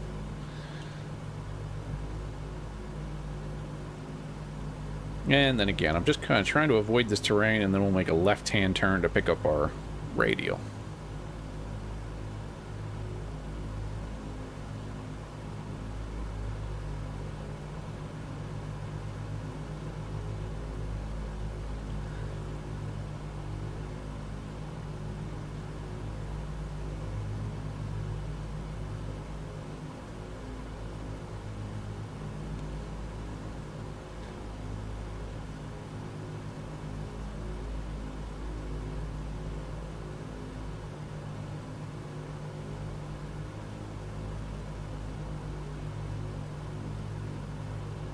We are Clipper 431.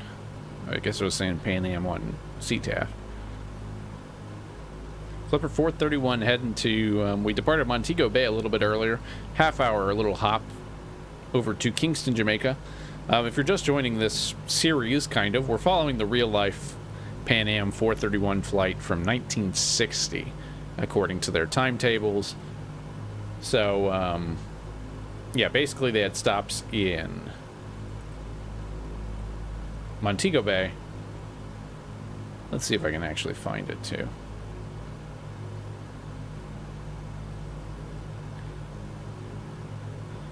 Yeah, Montego Bay. Here it is. So courtesy of the University of Miami. This is a Pan Am timetable from 1960, I believe. And we're basically in this section here. So, Pan American Flight 431, an aircraft that's a DC-6 Super Clipper. Or a Super 6 Clipper, according to their materials. Pan Am Flight 431. We departed Miami originally, 0600. We failed to arrive in Montego Bay, but we got pretty close around 8:05. But they did have to fish us out and boat us the rest of the way. Montego Bay, we departed Montego Bay for Kingston, Jamaica. This past flight is where we started out the stream, and now we're heading to Port-au-Prince in Haiti. From Port-au-Prince, it goes to Ciudad Trujillo, which I believe is in the Dominican Republic, and it will depart there 13:30 and arriving at San Juan, Puerto Rico, 15:35. So again, that's the last chunk will probably be the next stream, but we've been following this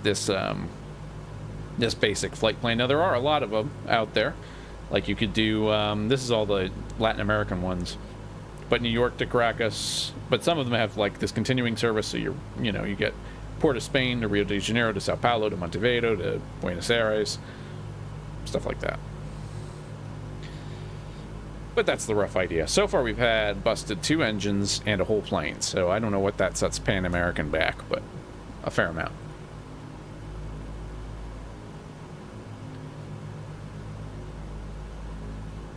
Yeah, Adam, I bet it's a lot to learn. It's a lot to stay current on, I will say. But I enjoy it. It's good once I'm in the groove, and you know I've been flying the DC-6 a little bit. It's a good plane to fly. It's very fun to get right, and when you feel like you're in control, it's good. And then when things happen, sometimes you feel like you're not in control, and it's hard. But that's part of the fun. You will learn how to troubleshoot these kinds of things in the air.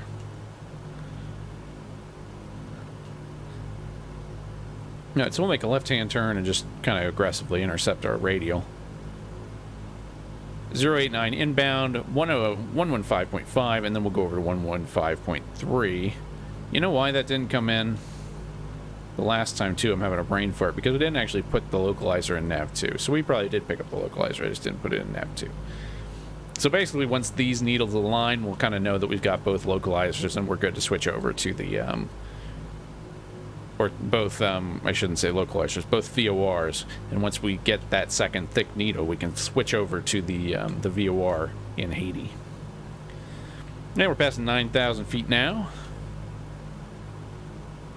I gotta bring the power forward. Again, I'm flying today. I let the AFE, the boys, as I like to call them, the automated flight engineers, I let them set everything up on the ground. Well, you can just sit down if you want. I set everything up on the... I have them set everything up on the ground, but once we're in the air, I'm just trying to take more control over what we're actually doing, where the engines need to be at each stage of flight, because that's not something I really have a great handle on. Cylinder head temperatures are getting a little spicy. So let's open it up on the... Let's open up for a little bit for the climb out. Landing lights can come up as well. Let's retract the landing lights. Our outside air temperature right now looks like about 10 C.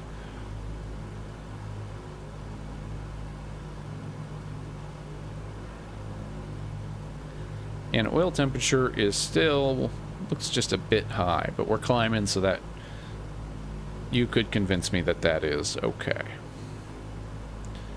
Being in the climb phase.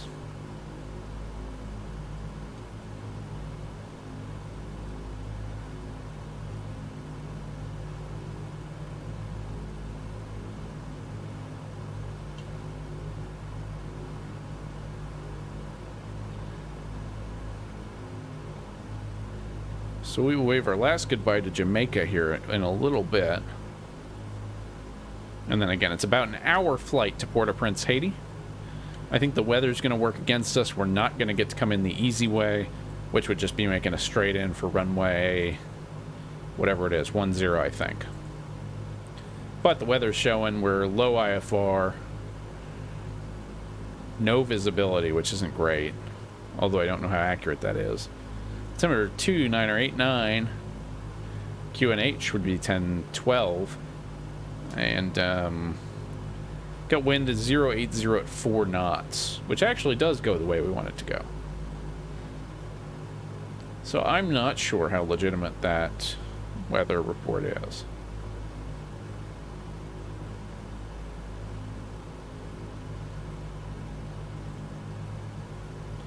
I don't see any weather on SkyVector in the area. So we'll see. It may just be a METAR reporting error that's showing no visibility there, but who knows.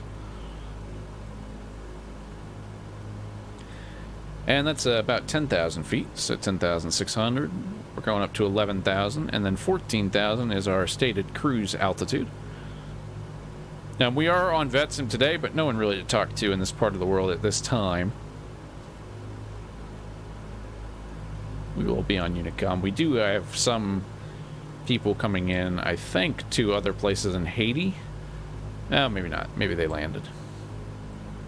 There's a couple of things going on around us.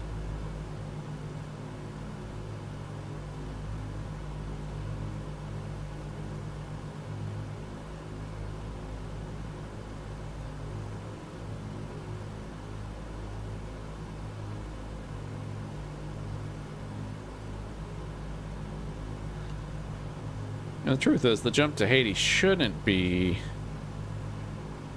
Did I have a GoPro view set up? Not really, I guess.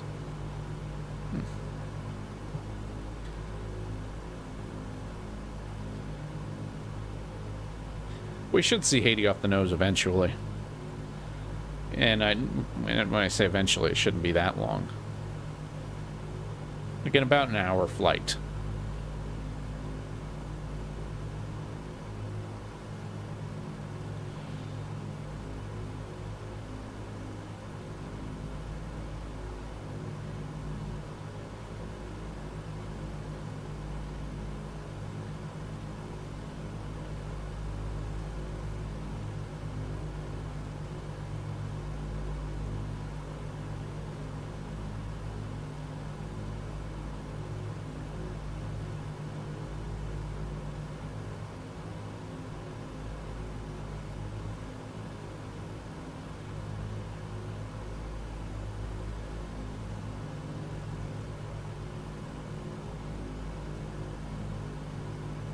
It's a good time to start thinking about our descent planning too.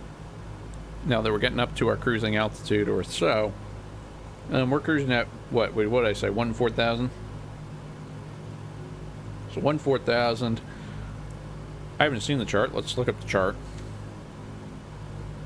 So if we plan on the ILS for 10, runway 10 coming into Port-au-Prince, that puts us out at 3,000 feet on approach. About a 10-mile final. Pretty standard. It means we need to drop 11,000 feet. I like to use the unit of kilofeet.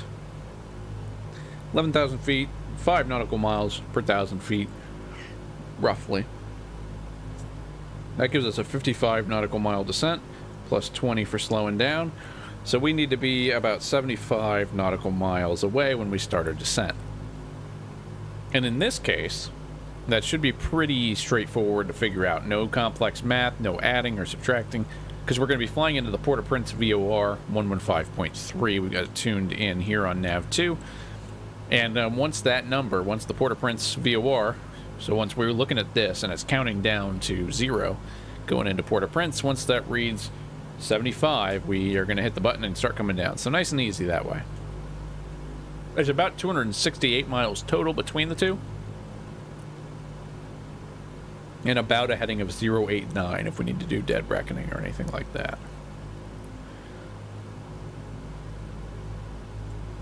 We're starting to get the localizer coming in now. I'll go ahead and go over to localizer mode because I'm a little lazy at this point.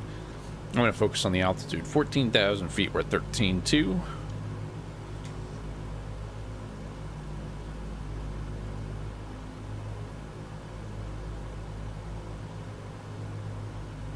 $13.3.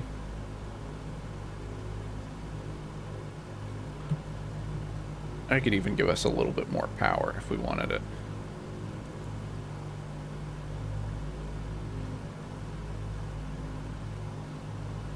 That's 13.5.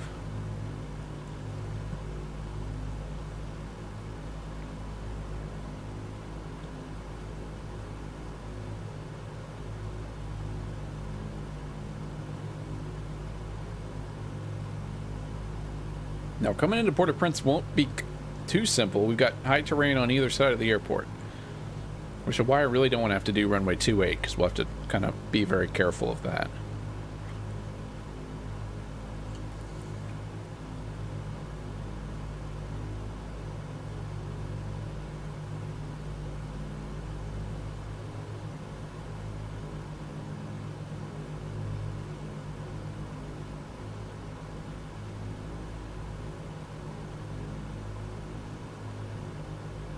That's 14,000 feet right there. We will hit the button and keep an eye out for Haiti off our nose. Should come up soon. And we'll leave it in cruise, or in the carb temperatures are getting a little low now, so let's add some carb air. Some carburetor air. Get some heat in there.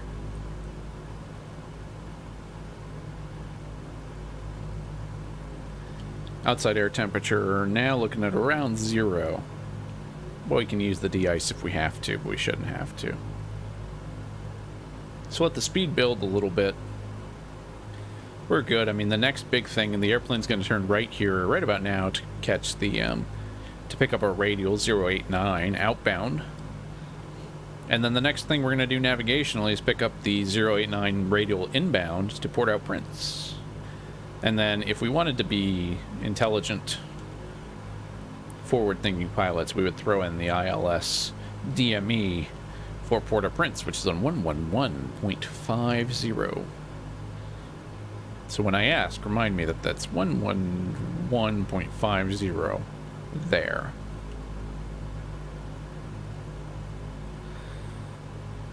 So yeah, Adam, I think we're going to start about 75 nautical miles. The rule is 5 nautical miles per 1,000 feet of descent you need to do. And then 20 miles on top of that for slowing down. You can do it in a little less than 20 in a pinch. I've done it in less than, but that's a general rule of thumb. That's what we try to do.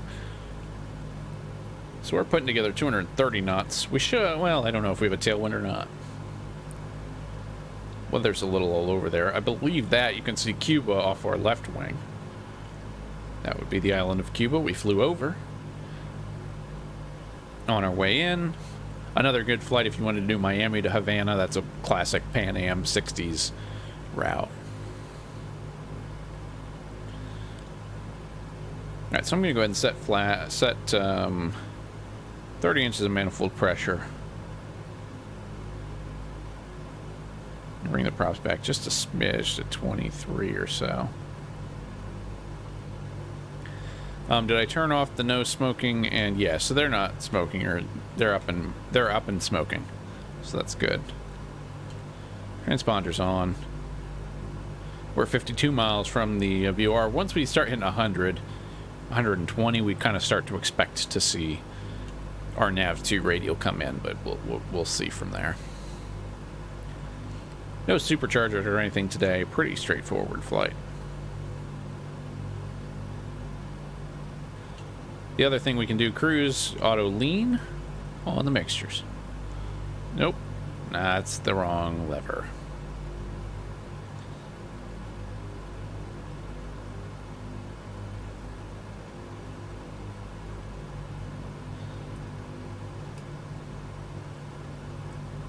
All right.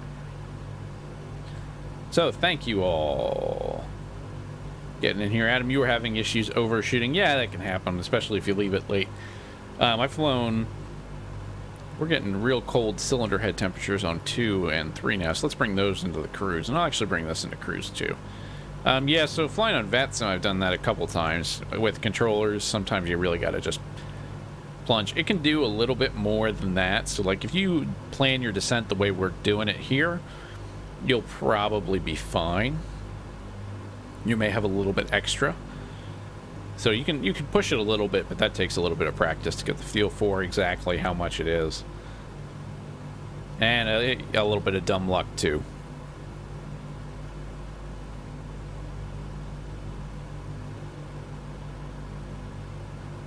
All right, so thank you all for joining us. We are Clipper 431, Pan Am flight, heading for Port-au-Prince.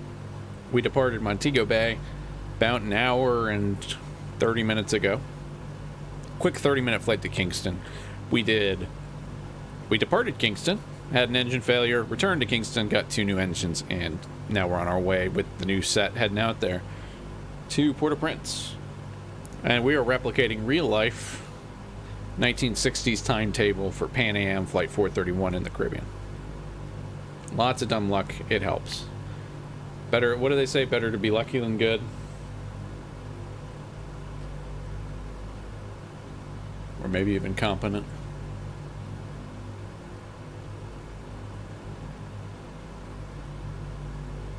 The other thing about the DC-6 is once you get it into this state, it's pretty hands-off, other than checking fuel. I mean, we can go over to the aux tanks. We have plenty, I think, in the mains, but you can mess with fuel if you want to.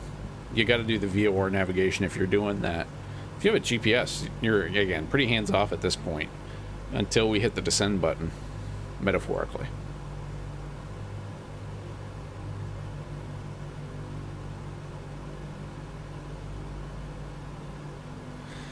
And I had, yeah, so the other things to try out, I don't know if there's anything, I'm sure we can do something with this in GSX, but trying to get GSX in now. Let's see where that's at.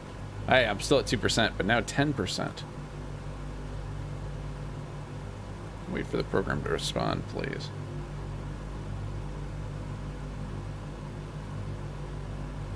Is it downloading all these files individually?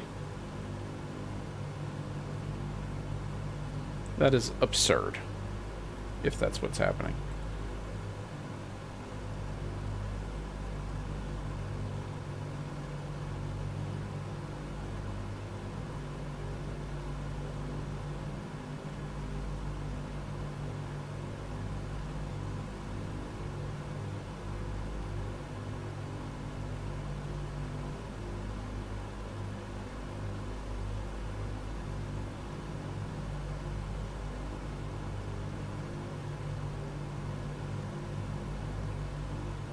Maybe I'm doing this wrong. Let me...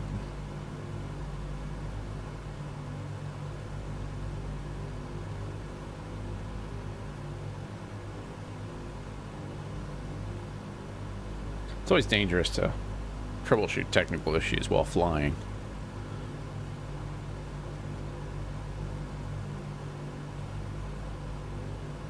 Yeah, I want to cancel that. Let's try this. Oh, no, no, no, no, no, no, no. I just did it again. Yes, please.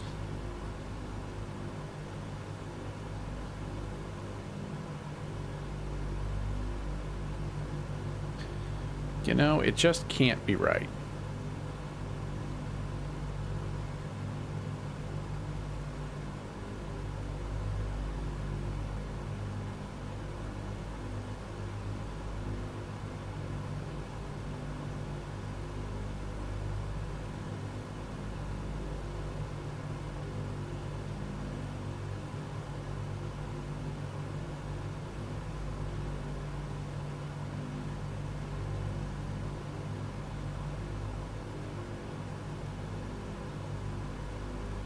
Oh, okay.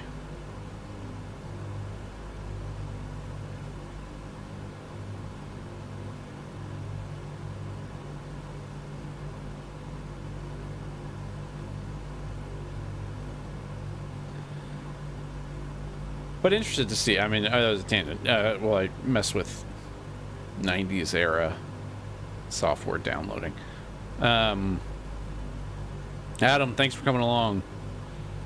Yeah, make sure you check that. Hey, if you watch the first Takeoff, tell me what I did wrong, please. I don't remember. But thanks for coming along. As always, thank you to everybody for coming along on this DC-6 flight. Pretty quiet. Quiet night on VATSIM. We should be seeing Haiti by now, I imagine, but... Let's do a VR check. Do we have a second one? Nope. And if we head due east long enough, we will hit Haiti, and we'll figure it out from there, too.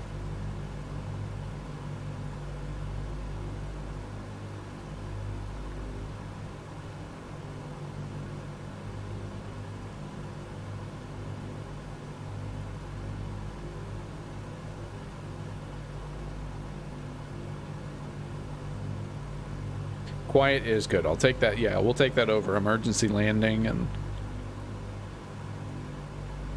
I guess I didn't declare an emergency, but... And that's always the thing, is like, so far I haven't gotten bit where that's something like that's happened with a controller on. But once that happens with a controller on, it can be kind of... Like, I wouldn't want what happened at Kingston here to happen if we're flying out of, like, SoCal. Because that would be a pain for everyone involved, really. Hey, wait a second, I'm losing altitude here. Oh, I don't have it turned on. Alright, that's good. Well, that's just pilot error. Good old-fashioned. Let's climb back up to our stated cruise altitude of 14,000. There was a bug a long time ago where that would just happen. You would just lose 500 feet per minute with the autopilot, so you couldn't fly with the autopilot on. But in this case, it is... appears to be me.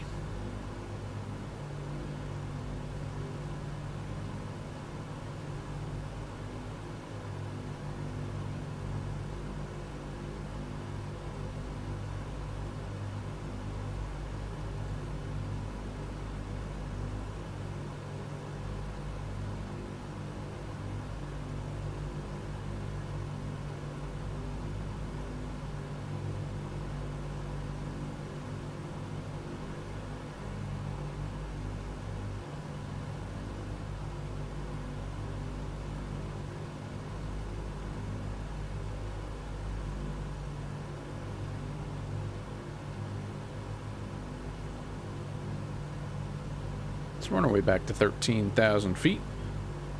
85 miles now from Kingston. As long as the weather holds, we'll just shoot the approach straight in for runway 10. Winds showing 080 at 4 still. 10-12 hectopascals. Altimeter 29 or 89er.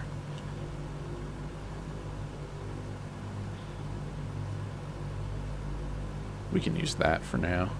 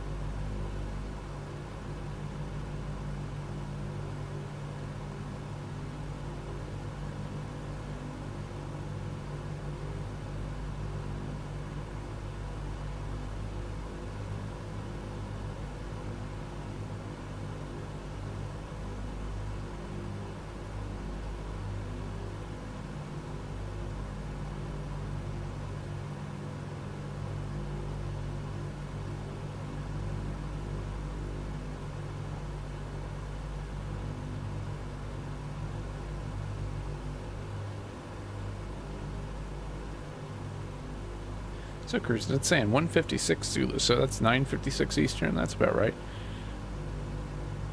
Got land ho over there, and land ho off our nose actually. So we're heading the right direction at least. Coming up on 100 miles from Kingston, Jamaica, and then I think about half of it's gonna happen over land. Not that there's a ton of airfields to choose from, but...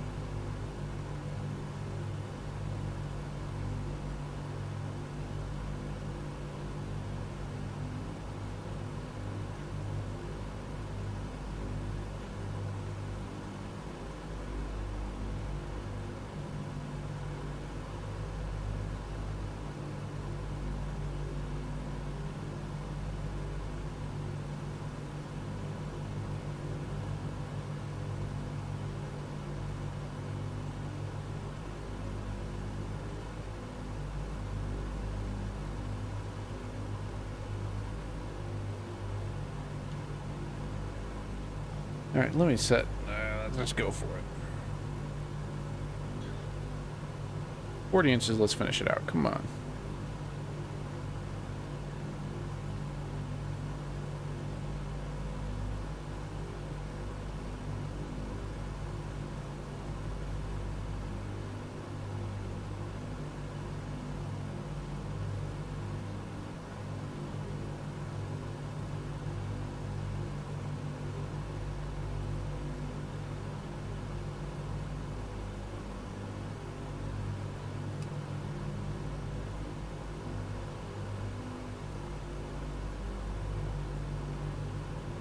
Let's take a look and see what this terrain does around here. So,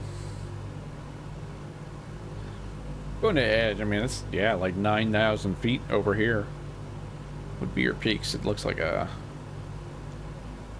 7,000 south east of the airport. You got another ridge to the north. Should be plenty of room in this valley, but yeah.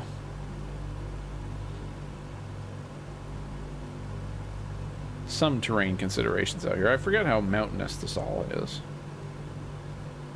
Even out here, it's not. It's like... It's not nothing. 8,000 feet.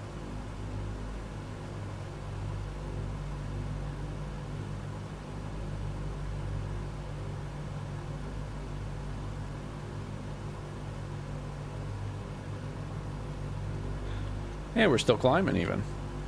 Oh no, we knocked it off. I don't know why it won't hold 14,000, but whatever. Oh geez, cylinder head temperature's way too high now.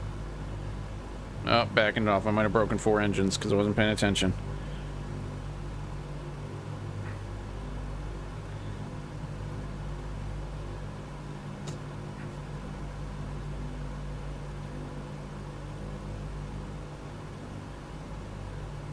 I'm sorry, cylinders. I'll open it up for you here. How's this? Let's open it up.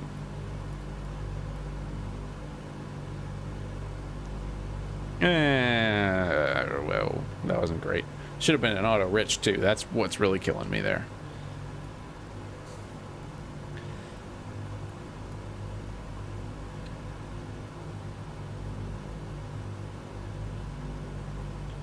Should have been an auto rich for the climb.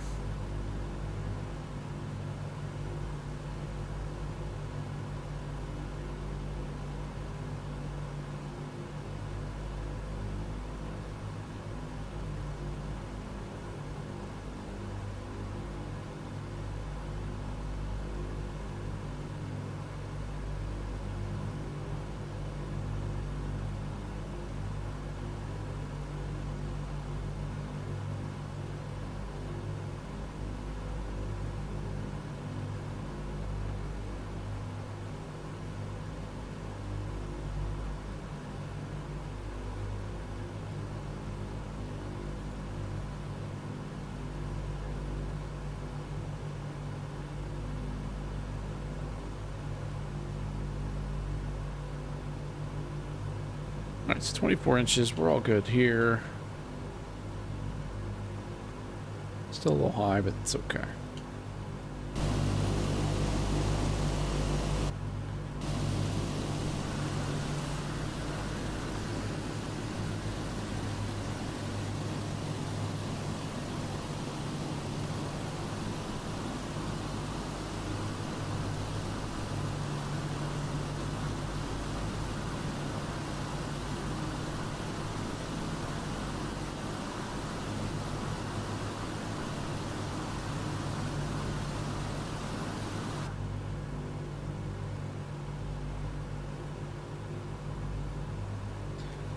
Nope, still no VOR yet.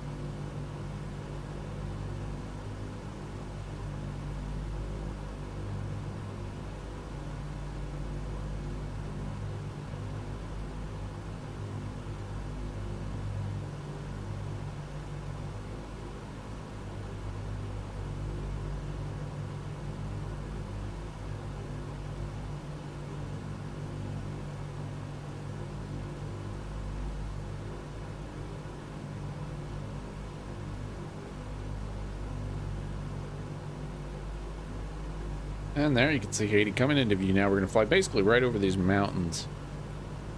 And then a little lower, we'll see some lower terrain a little bit. But it means we're right on track. Do we have... Yeah, we're about 120 miles now from Kingston. 260 miles between Kingston and Port-au-Prince. So we're getting to halfway.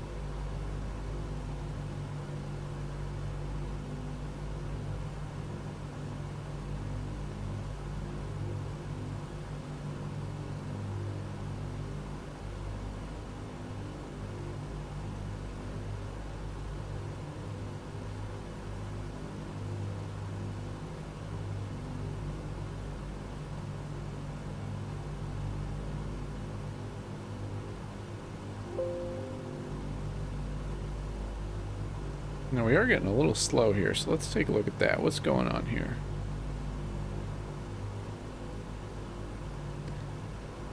Is it just because I'm down on power?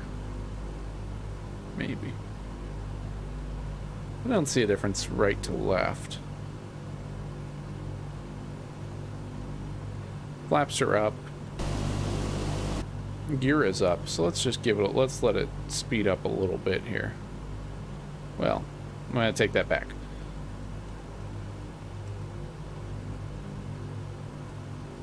Mixtures to auto rich.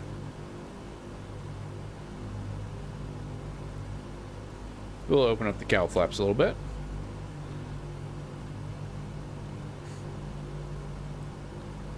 And give ourselves some more power.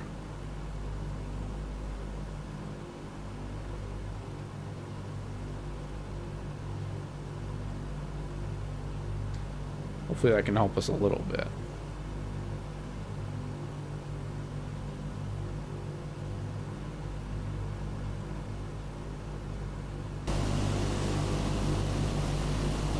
Just flying with a pretty high angle of attack now.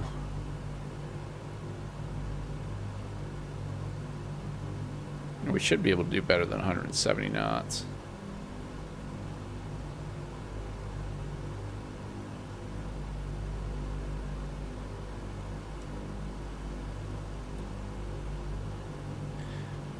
I'm still also going to nose down a little bit. Stop us really from climbing. Yeah, just hold it steady while we develop some speed.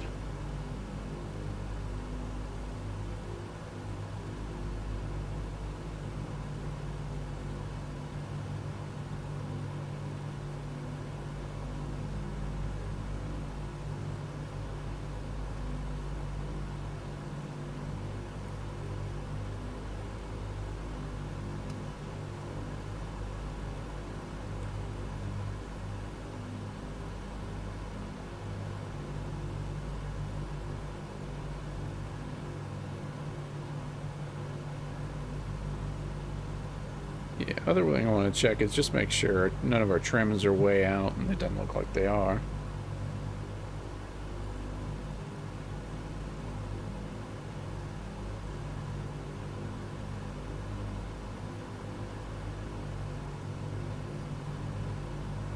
Cargo area looks okay.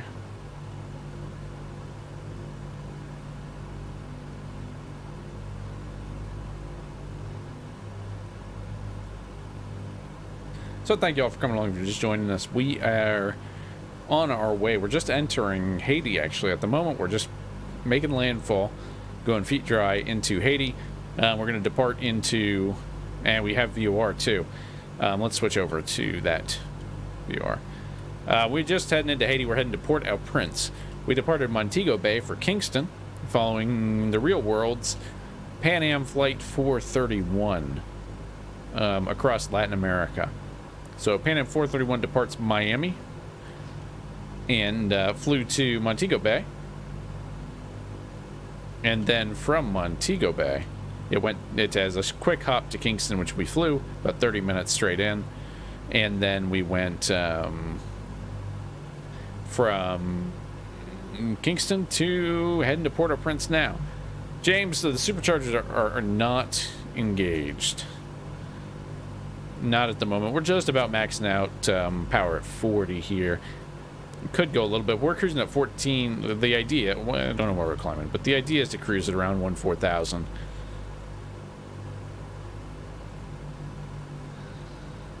But yeah, we just got real slow. I think sometimes the autopilot might trim itself into that position if you're not careful. So just trying to pick up a little bit more speed as we come in. And the winds may have turned on us. We may have a headwind. It does look like it's getting a little cloudy. What's our temperature? All right, about 0°C. So we do have our de-icing panel ready to go if we need it.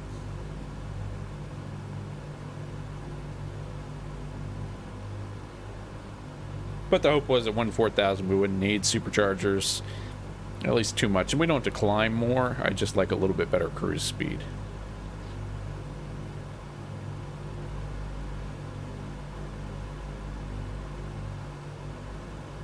Above 13,000? Yeah. Maybe.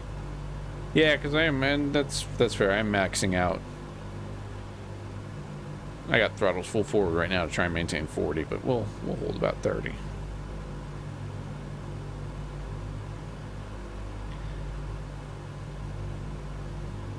But we're looking all right for now.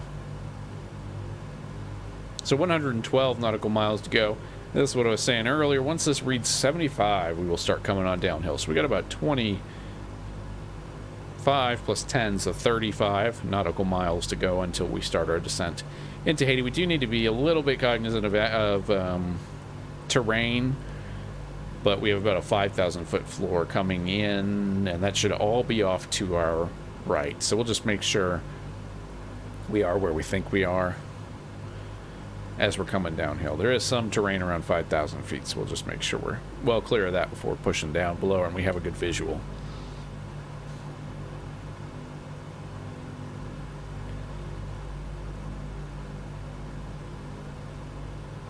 See, now we're doing a good 230. That's what I'm talking about.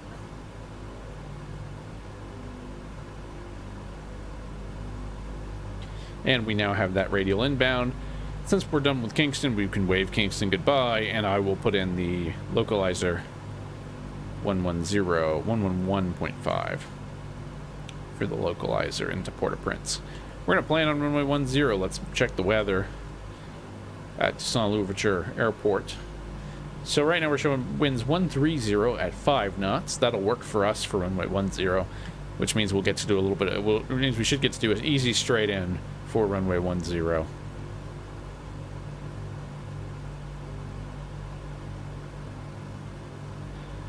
Alright, and that's enough. I'll bring power back to 30 inches. I'll leave it.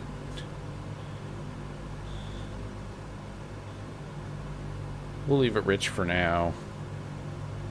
Again, about 30 miles to go till we start our descent.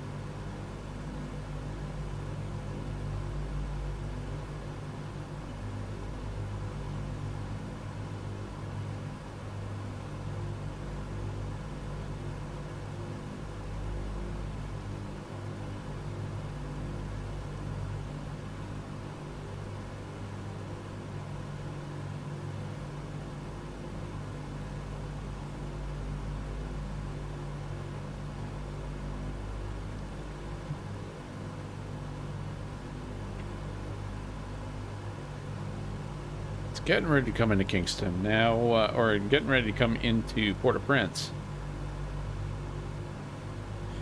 Now, this, we should have plenty of runway, 10,000 feet. Uh-oh. It's not a sound I want to hear when I'm installing software the old-fashioned way.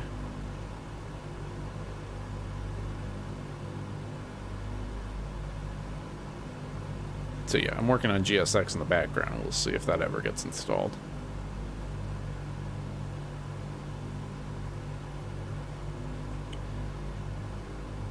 Yeah, we're maintaining airspeed. That's not bad.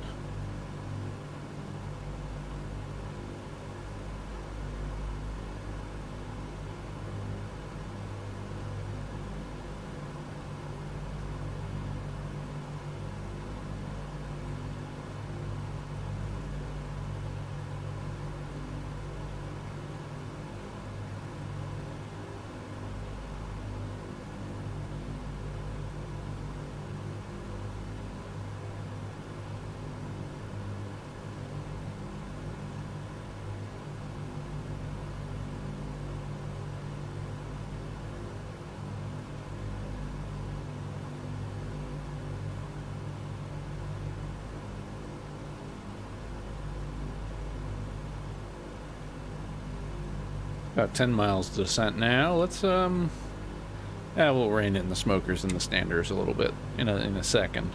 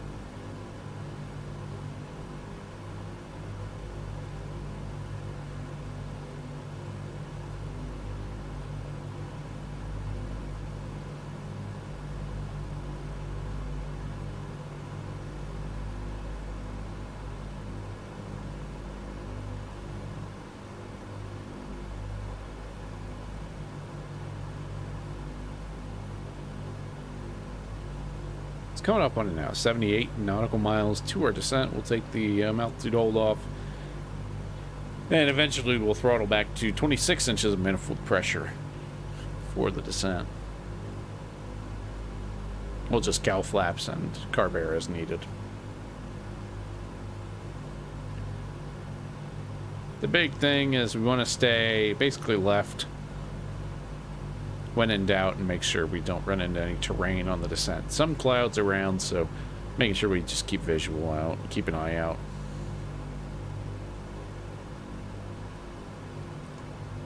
.76 nautical miles there.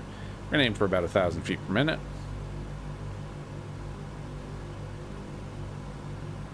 Right about now.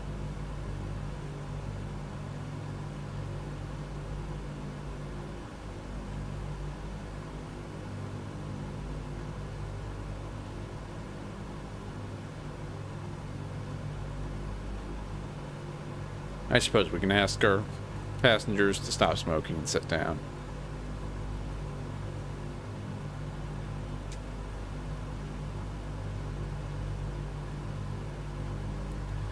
So thank you all for coming along. If you're just joining us, we're descending, beginning our descent to Port-au-Prince, Haiti.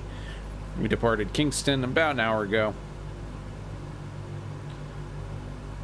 And from there, we departed Montego Bay, about a half-hour flight over to Kingston. Damn, we are on VetSim tonight. And it looks like we actually have Kingston approach online now. Been on for about a half hour. So we just missed them.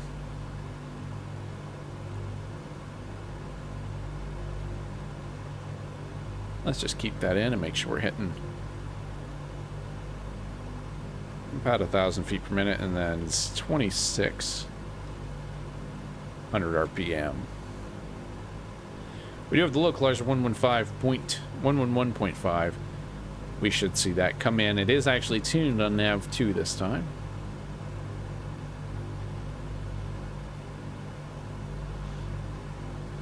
And nothing else I think we really need to worry about right now.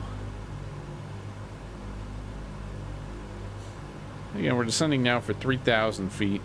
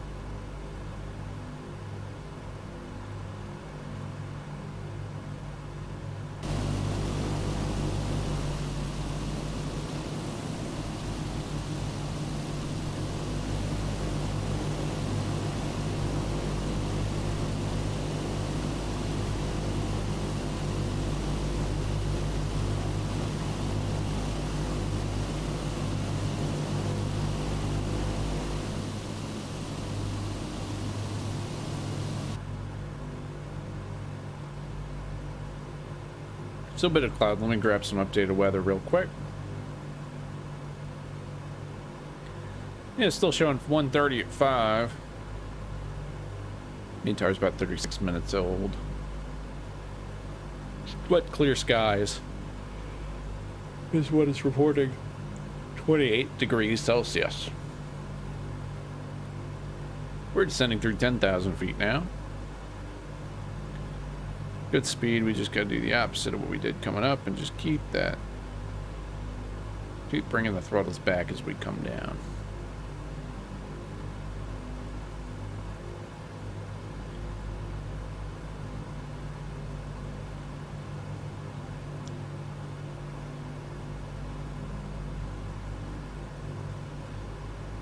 Now I'd expect to see the localizer start coming in 15 to 20 miles away. We'll see, and then we'll just kind of move to intercept the localizer once we pick it up.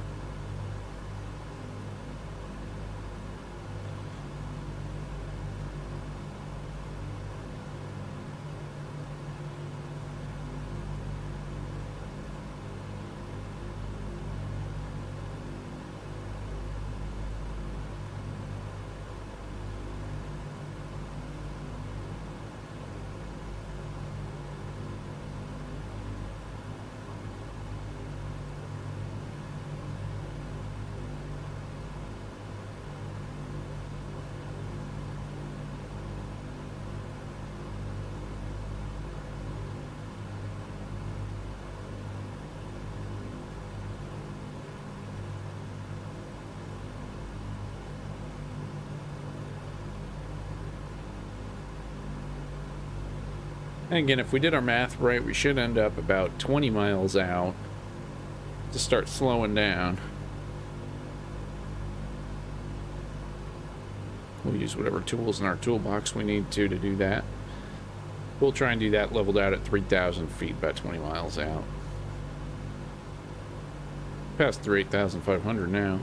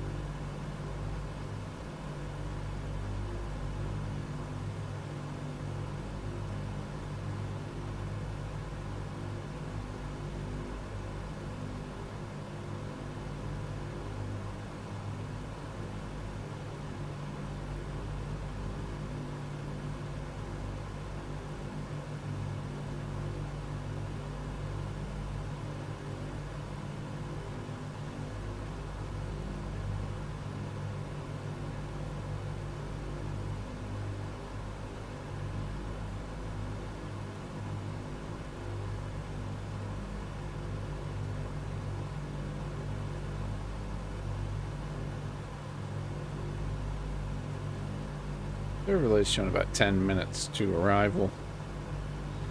Let me get out some Toolkit Pro real quick.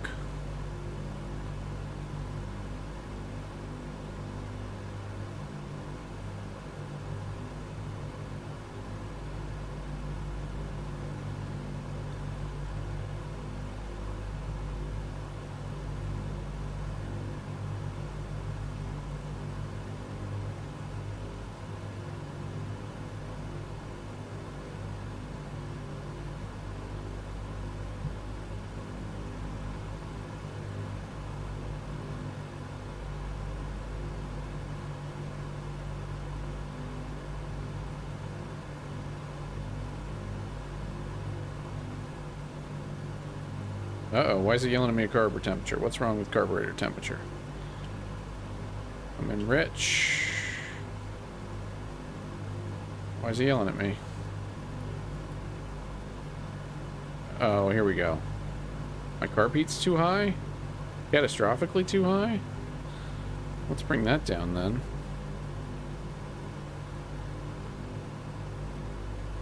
Really? So we're hitting 40 there? Did I blow out all the engines that one? Not yet. Okay, so not that catastrophic. A little bit.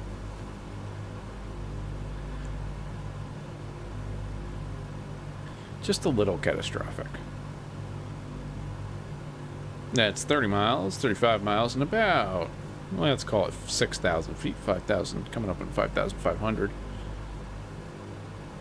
We'll go ahead and start thinking about our Port-au-Prince calls.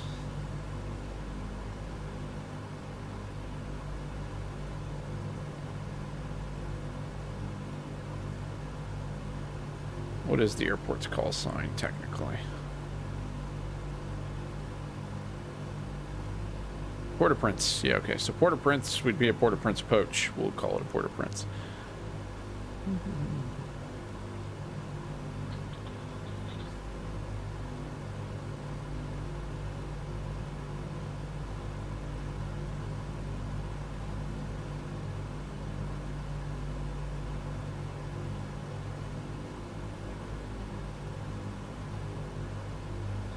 So we still have 4 engines.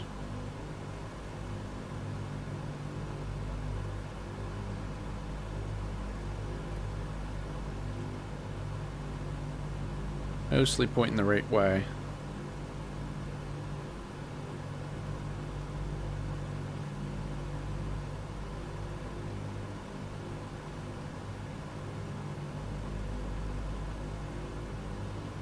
Here's 4,500.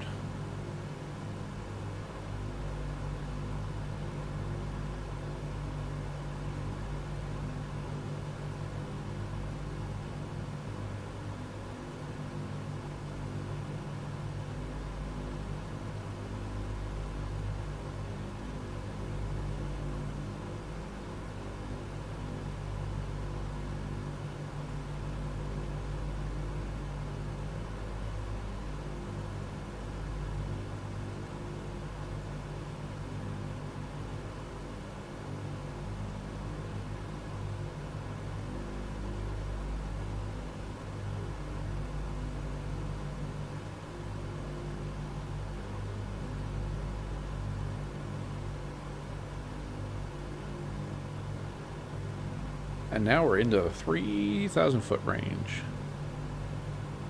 So 500 will start bringing the nose back up.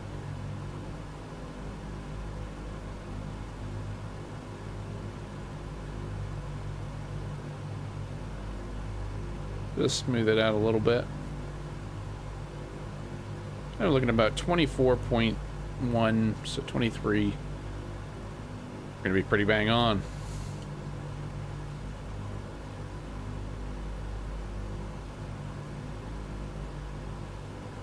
Now again, we're looking for the straight in. If we flew it the way we are right now, we'd be just a little bit right of the runway, but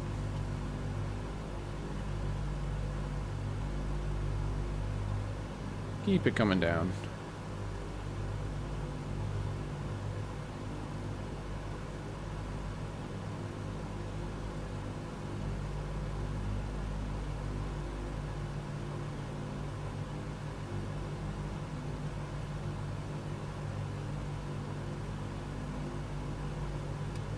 And there it is, about 3,000 feet now.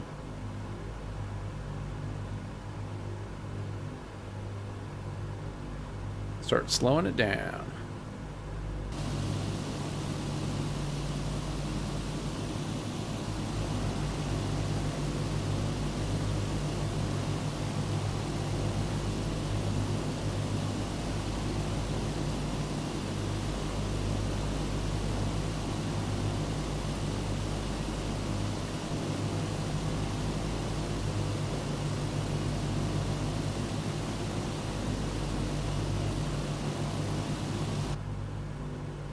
And we have the localizer too now. So I'm actually going to pull it into gyro pilot mode and start navigating off of that. So we're a little to the left, it looks like, so let's make a left, or a little to the right as we expect. So let's make a little bit of a left turn and just really kind of intercept that. This turn will also help a little bit with losing some speed.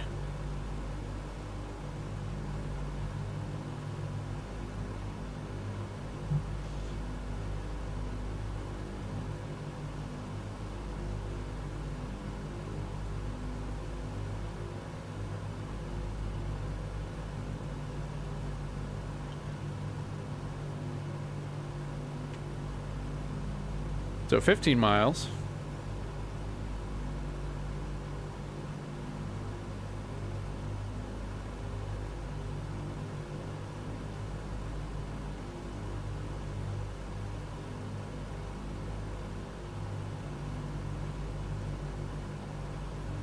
Now we got glide slope.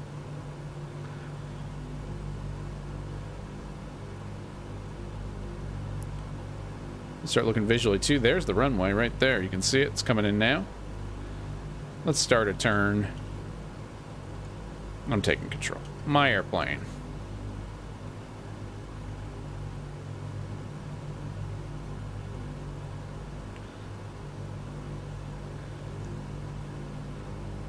Let's lose a little speed. Blow through the localizer. Still hovering around 180.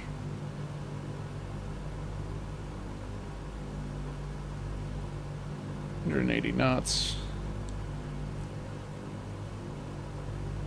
But we have a little energy to spare. We are below the glide slope still. We're basically going to try and maintain altitude till the glide slope comes in. Speed's looking better, so we'll give it the first notch of flaps, the second, and the third notch of flaps. And then once we're feeling confident, I think once we get the glide slope, once we're looking good on the glide slope, we'll bring the gear out. We are on an 11-mile final, so I'll make a call.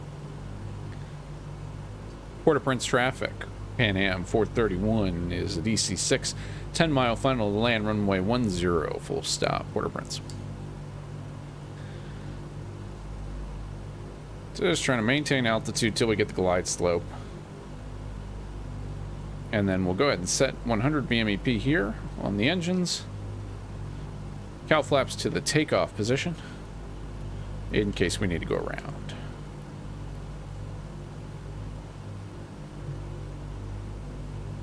We are visual to the runway. We can make a visual approach. So that's the glide slope. Let's get gear out. That'll help us come down a little too.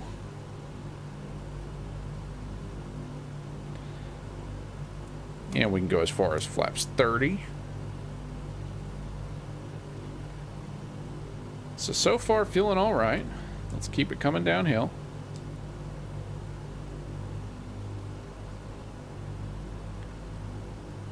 Snip, thank you for the safe landings. Hope you have a great evening and day tomorrow. Thanks for coming along, as always.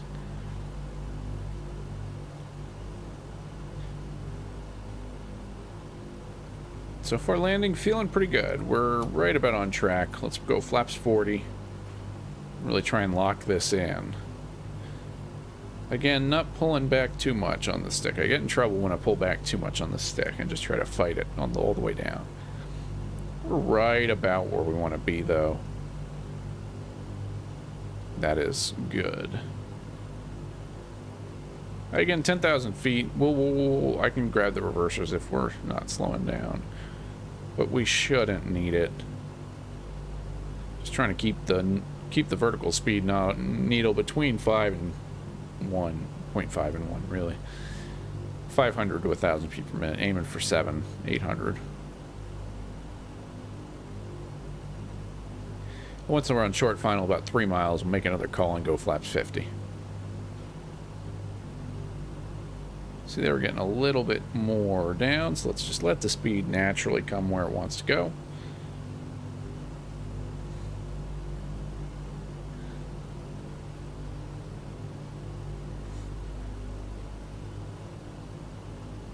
And a smarter man than I would have set up flight recorder already.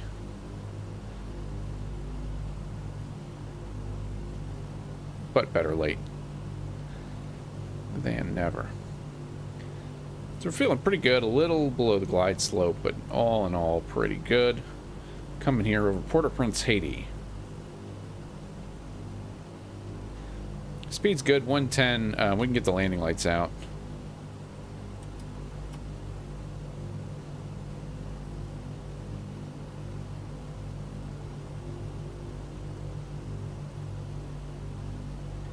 Just getting a little below the glide slope.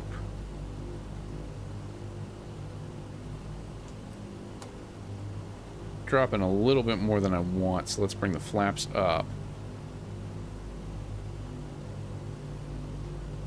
Just to rest a little of the vertical speed.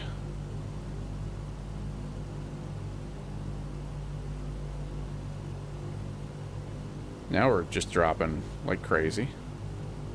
So let's bring it up.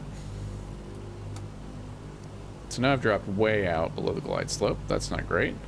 It just happens, that kind of thing just happens so fast on this plane too. That's maybe the hardest part of it. It's like you need to be nicely configured and then look away for a second and it's gone. But I think we've salvaged it so far. So we're back on track. Flaps 5, short final. Port-au-Prince traffic, Pan Am 431, short final, land runway 10 full stop. Port-au-Prince.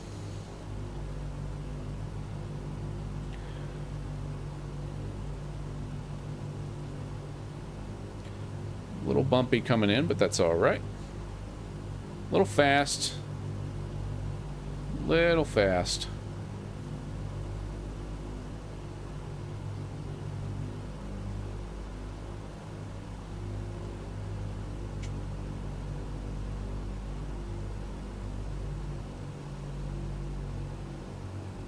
Blaring. Woo! Coming in a little hot.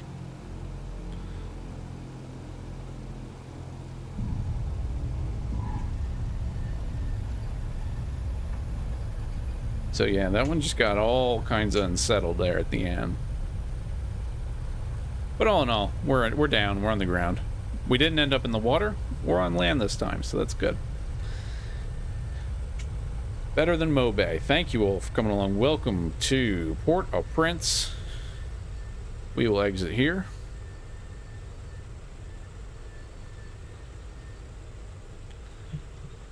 And taxi to the ramp. Port-au-Prince traffic, Pan Am 431 vacated runway 10. We're taxiing to the ramp. Port-au-Prince. Not that there's anyone in Port-au-Prince. Okay. Let's watch that back and see what happened, shall we? Let's log off of VATSIM.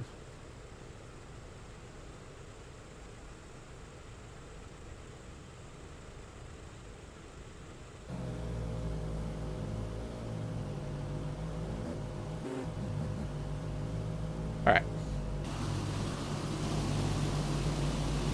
So here we go on something approaching a short final.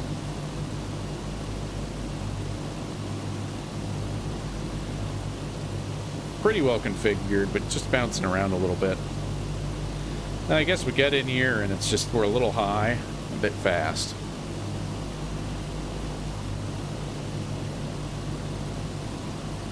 Probably because I took that notch of flaps up. But I kind of wanted to err on this side of things than too slow fall out of the sky.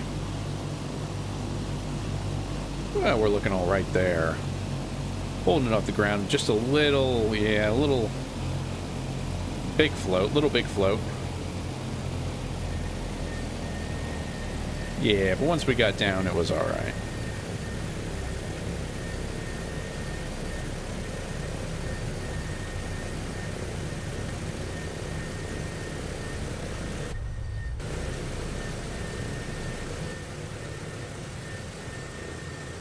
Let's do a wing view to close it out.